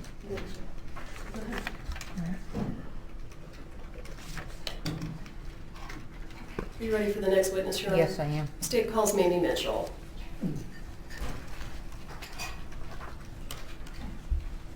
Counsel? Counsel approach. Counsel approach. Raise your right hand, ma'am. Do you swear affirm under penalty of law that the testimony you'll give in this case will be the truth, the whole truth, and nothing but the truth? I do. All right. Speak into the microphone, thank you. Just 1 second to get my notes in order.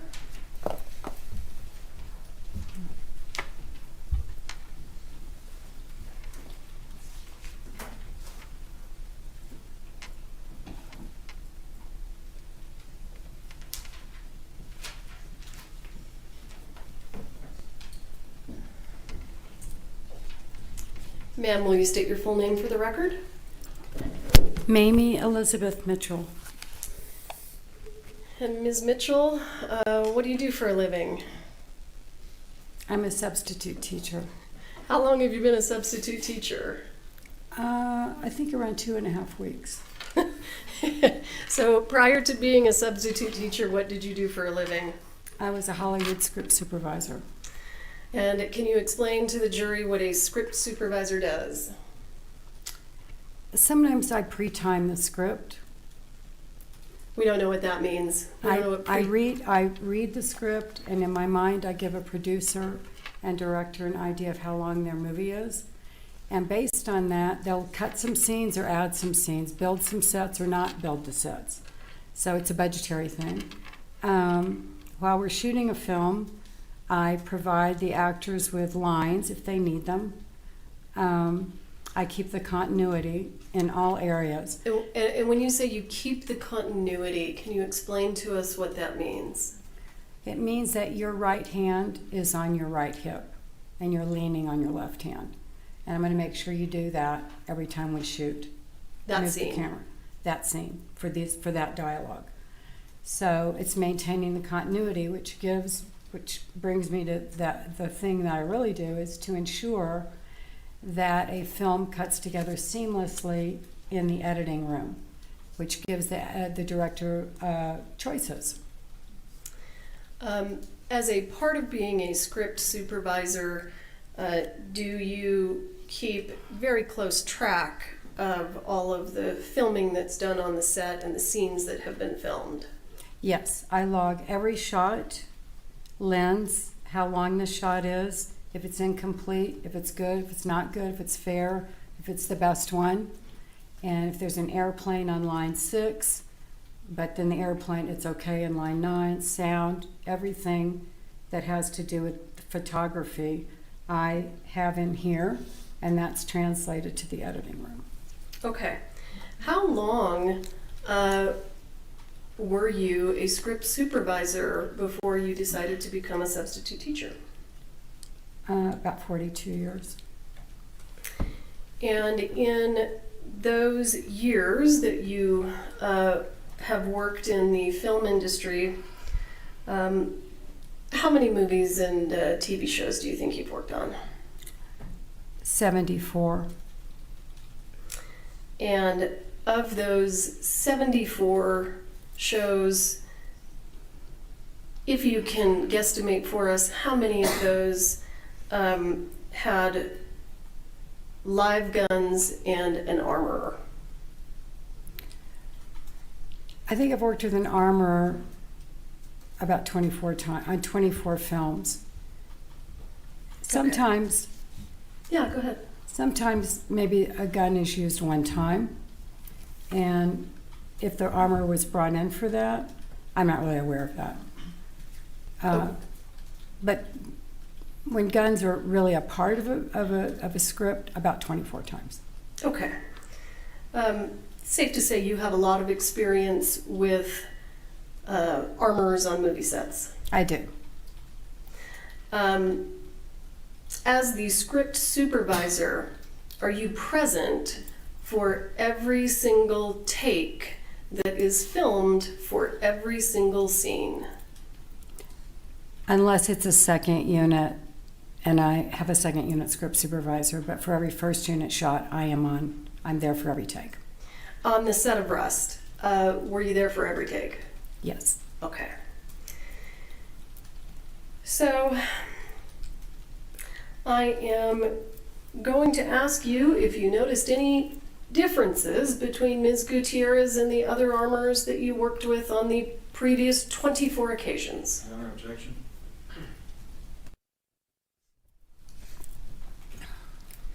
Ma'am, do you recall the question? No, unfortunately not. How did Ms. Gutierrez compare to the other previous 24 armorers that you worked with? I found her to be inexperienced and did not present in the way that I'm used to seeing professional armorers, union armorers, on a film set. It was different. Did you find her behavior on the film set to be professional? I did not. Did you ever take notice of where firearms were stored during filming or around the set? I saw them on her cart. And when you saw them on her cart, was she present? Not all the time. And was that unusual?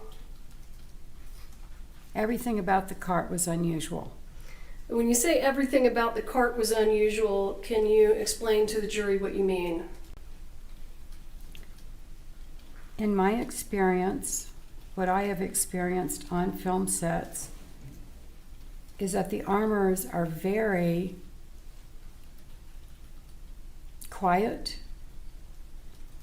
focused, and very organized. Everything is very organized. And they're very focused. I don't know if I said that, but they're very focused and sort of methodical about Okay. everything. Their movements are very methodical. I'm going to take you back to your concerns about the cart specifically. Can you explain what your concerns were with the state of the prop cart? Well, I just never seen anything like it. It just reminded me, I mean, not that it reminded me, but the best way I can describe it is it was like that drawer in your kitchen where you just put stuff that doesn't really go anywhere else, the random things, and you go in to look for something, and just, it was messy to me. It looked different than what I was used to. Did it seem organized? No, it did not seem organized.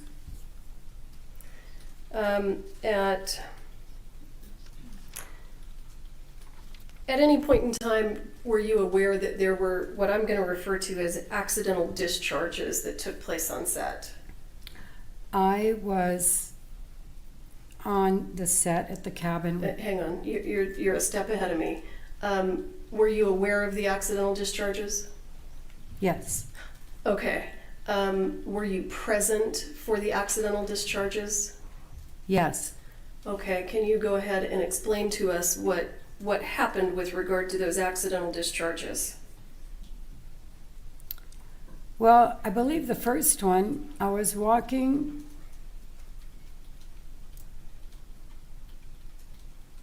Shall I describe the set? I was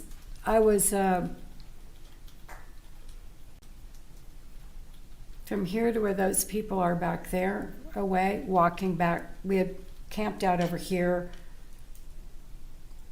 for a wide shot, and so we kind of moved back, and as I was walking back, there was a gunshot went off. There was a gunshot, and it was frightening. And do you know the circumstances of that accidental discharge? Well, it was one of them that I know about now. No, that's okay. In terms of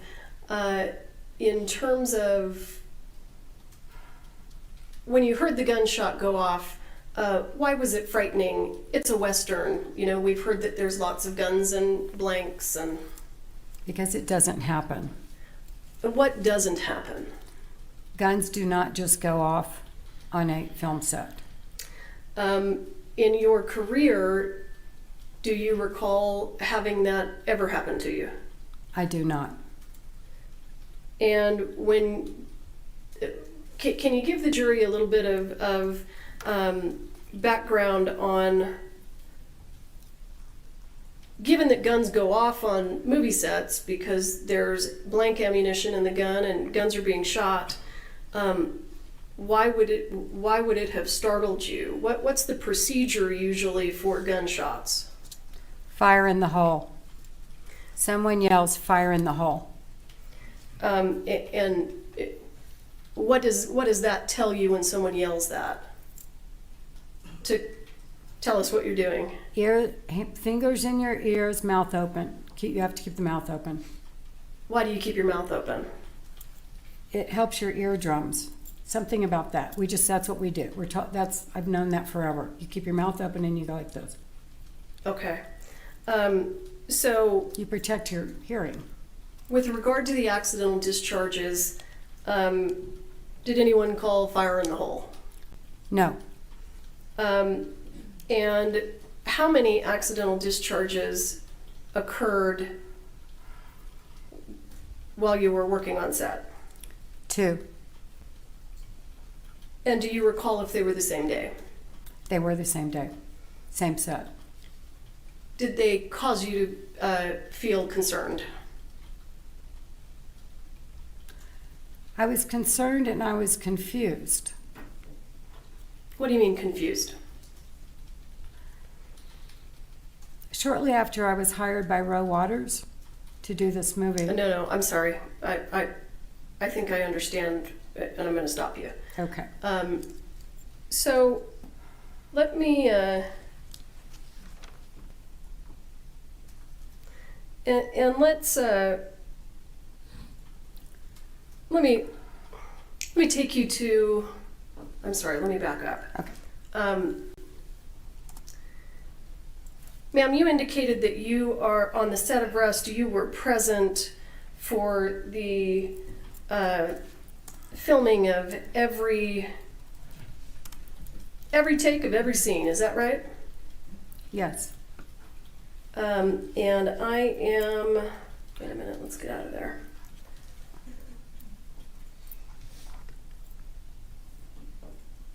Hang on.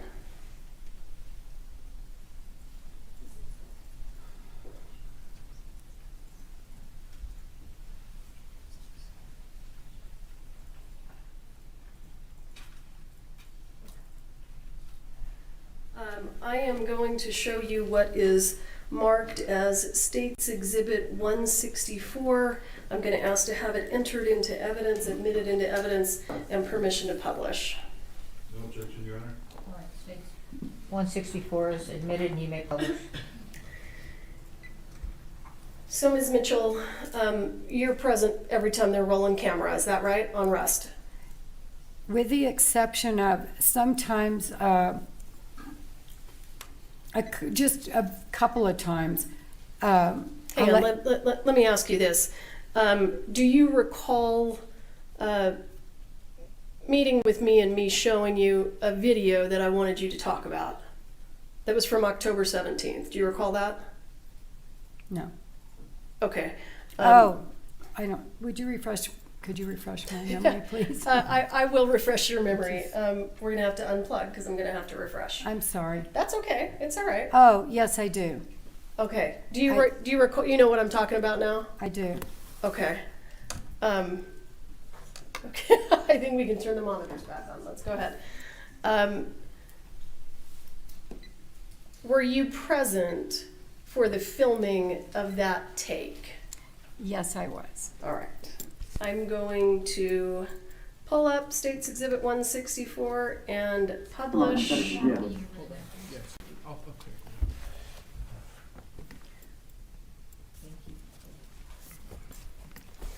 it.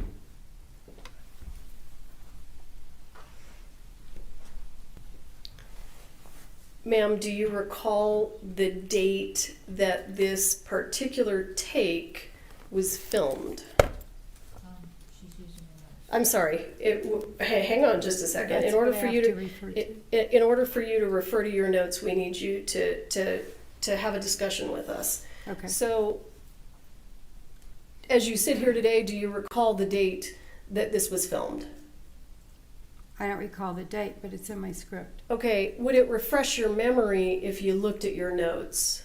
Yes, Okay. So what I want you to do, listen to me carefully. I am. I want you to look at your notes.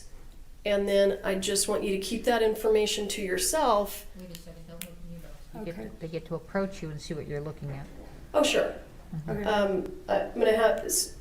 When you look in your notes, just take note of the date and then wait for a follow-up question, okay? Okay. Does counsel wish to approach to see what she's looking at? I don't need to see her notes. Do you want to see her notes? I'd like to see it. Sure. You said it was a script? Yeah. Okay.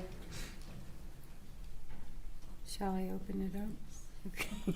All right.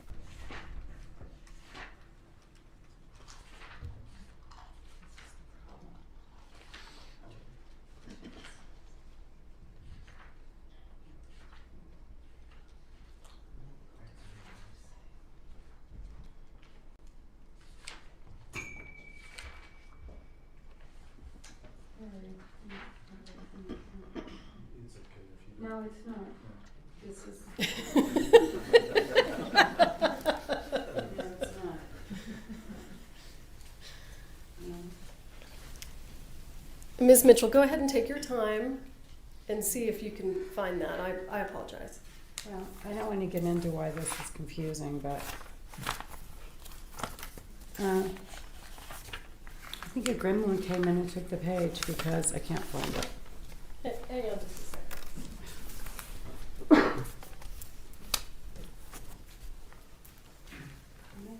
might have moved it.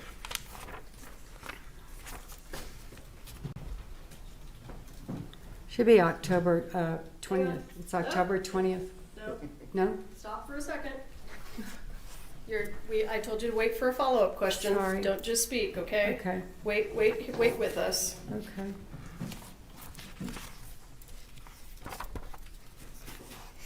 Here it is. I found it. Are you sure? I'm sure. Okay, has your memory been refreshed as to the date? Yes. And let me just ask you, and you can close, take note of the date, okay?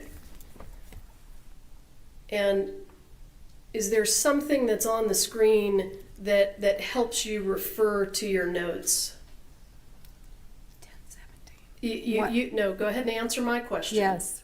What's on the screen that helps you refer, that helps you find that in your notes? 125 Charlie, the scene number. Okay, so the 125C is the scene number.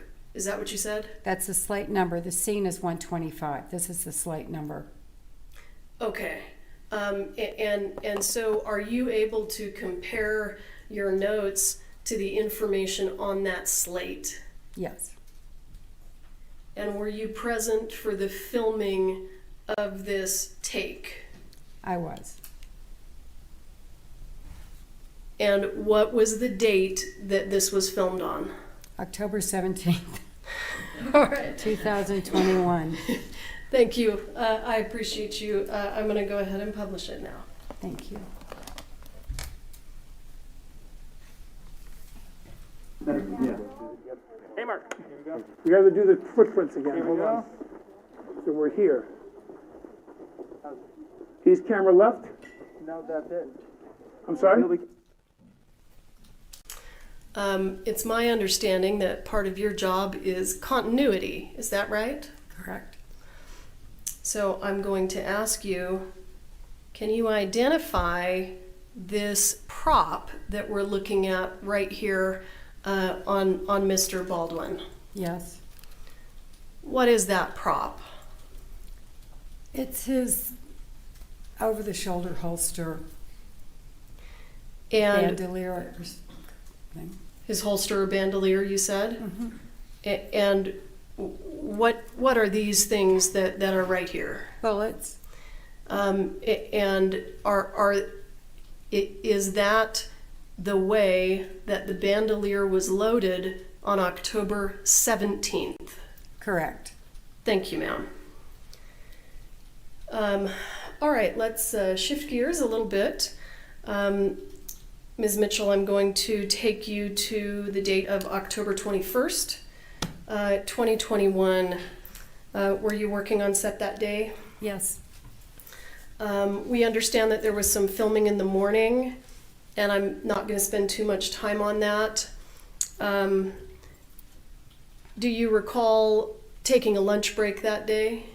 I do. And well, let me back up. We've heard a lot of testimony that the camera crew walked off that day. Yes. And did you have a discussion with Mr. Souza and Ms. Hutchins about making the day? I did. Okay, without saying what they said, can you just tell us what you said to them in terms of that conversation? I said, I turned to Helena and I said, I shoot with one camera all my career until shooting with two cameras became the thing. I said, and then I looked at Joel and I said, if we're organized and you have a plan, we can make the day with one camera. And Elena said, I shoot with the one camera too all the time. Okay, provided only for context. So we understand that there was some filming, and then you went to lunch. I want you to start after lunch. Where it's our understanding that there's something going on in the church preparing for a scene. If you can describe that to us, please.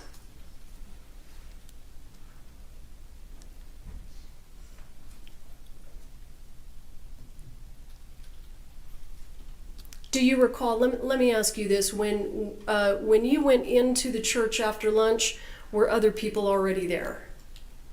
Oh, yeah, Okay. And after lunch. after lunch, we're only going to talk about after lunch. Okay, yes. So when you were in the church after lunch, who do you recall being in the church? Doran Curtin, And Ms. Curtin, what was her role on set? wardrobe. Okay. Keep going, please. She had blood. She was going to refresh blood. Fake blood, I assume. Fake blood. Okay. I switched places with her because she's real tall, and I said, could I stand in front of you? And we laughed, and I went in front of her. Helena, Serge, my director, Ross, Zach, Alec Baldwin in the pew with the gun, Karen Kuhn. Who's Karen Kuhn? She's a still photographer, Thank you. and she was on this side. Okay, thank you. Coming into the church, I think there was a special effects guy there, maybe the supervisor. Okay.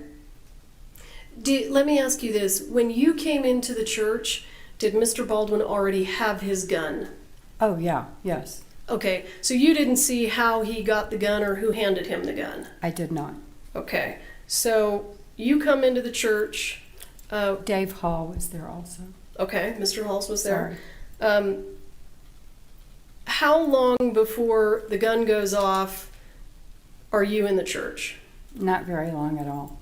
Okay, so when you come into the church, you've indicated these people were there. What was happening in the moments before the gun went off? I switched place with Doran.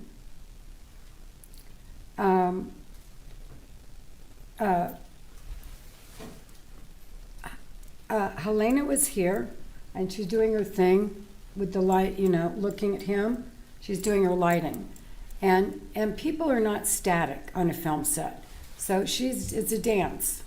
And she's doing this and looking at there was an onboard monitor, and Joel is looking, and they're there, and she's doing her thing and looking at him and that. And I don't know what everybody else was doing, but that's what they were doing. Because Okay. I saw the camera, I had an idea of what shot it was, one of three.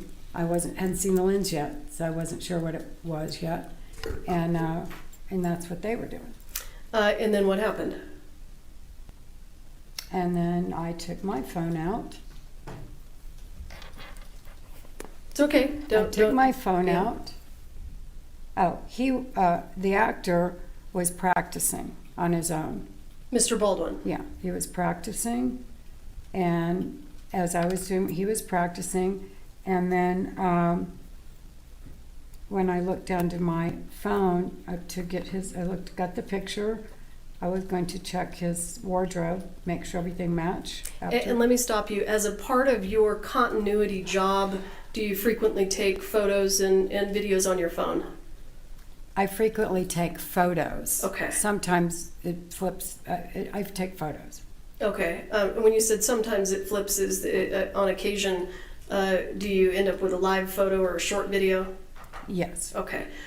So you're using your phone for continuity. Constantly. Okay. What happens then? So I got my picture, and I was gonna check his wardrobe, and right when I was doing that explosion. And when that happens, what do you do? My body, I had it was a shock.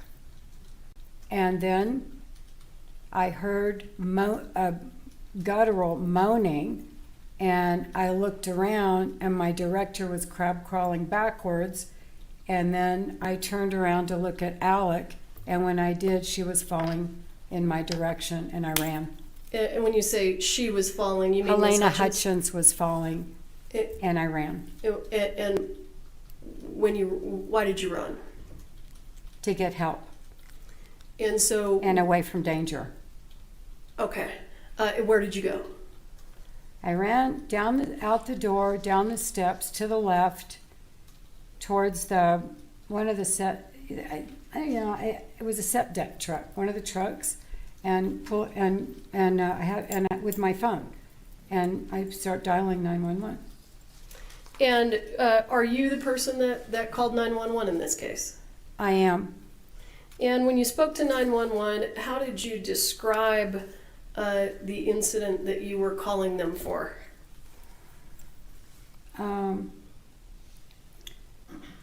Ms. Mitchell? I believe I said we've had 2 people shot accidentally on a film set. We need help immediately. And why did you use the word accidentally?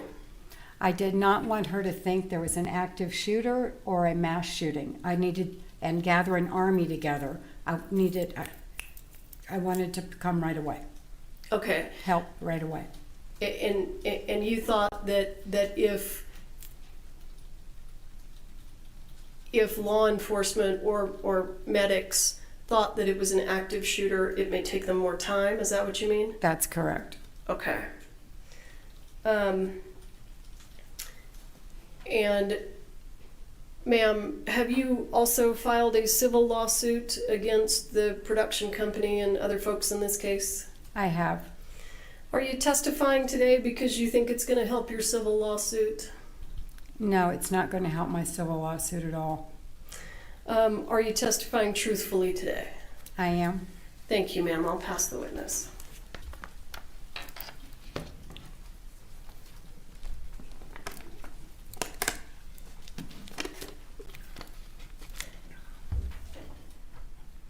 Ma'am, good afternoon. Hi.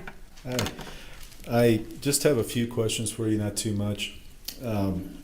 First of all, I want to go back to your movies with the other armors. You said there was about 24 of them, give or take. Okay. On those, did you ever have a situation where there was a part-time armor, to your knowledge, somebody that did part-time armory and part-time something else? I think there might have been 1 or 2. Were those day people, or was that part-time? What's that term you used earlier, day? When they just come in for a day and then they're gone? A day player? Day player. Were those day players, or was that a part-time armor? Do you mean was it a prop master who also does armory? Yes, yes, even a day player that did both. I don't remember. It's Okay. a day player. Okay.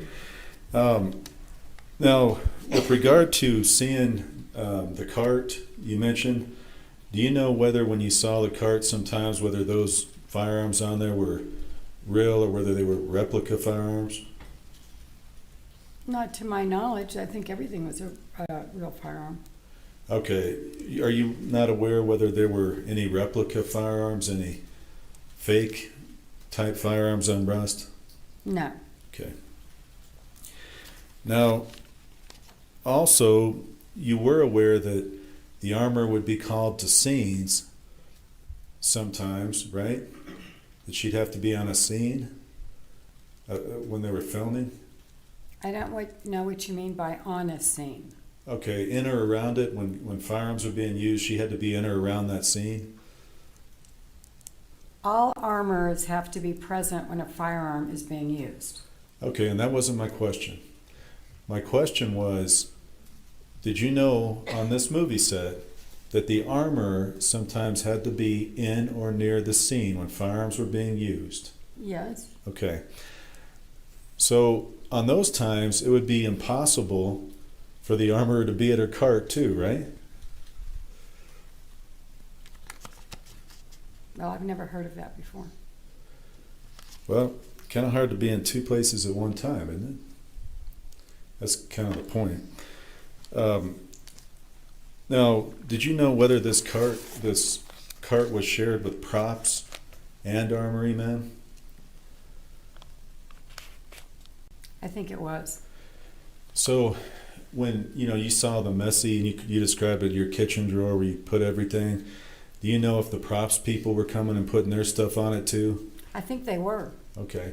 And so do you know who might have caused the, things to be in different places? Was it props, or you don't know who was doing that? Do you? I do. Who? They were all doing it. Okay. So did you see him? Yes. You saw Sarah, Zachary putting stuff on it? 3 women at a cart. Sometimes. Okay.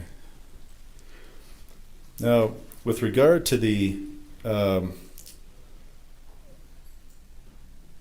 discharge that you said you heard, you remember that? Which one? Well, you described when you were walking, I think you said you heard a sound, a shot. Is that right? A misfire. Yes. Okay. 2 of them. Okay. Did you find out about that well after? Or were you actually there? I was there. It almost blew my ears out. Okay. Now, do you know whether any of that was special effects? It was not special effects. Okay. Did you report that to anybody? Everyone, I didn't have to report it. Everybody knew it. Okay. Everybody in production? I don't know about production. Everyone on the set heard it. Okay. Do you know if Dave Halls heard it? Dave Halls was there. Okay. So he would have known, so you wouldn't have had to tell him, right?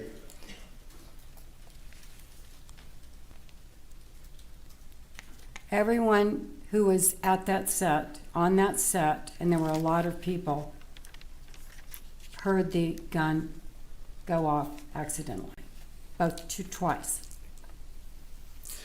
Okay. Different topic. In the script, do you remember whether it required a draw in the scene on October 21st, 2021, after lunch? Did that scene require a draw from the holster? For the actor, for Mr. Baldwin to draw from his holster? It did. Okay. Do you remember if that required him to point the weapon? That's not the shot that we discussed before lunch. Okay. So was that in the script or not? No. Okay. I have nothing further on. I don't have any additional Okay. questions. Thank All you. right, thank you. You're Thank you very excused. much. Thank you. Have a beautiful weekend. You too.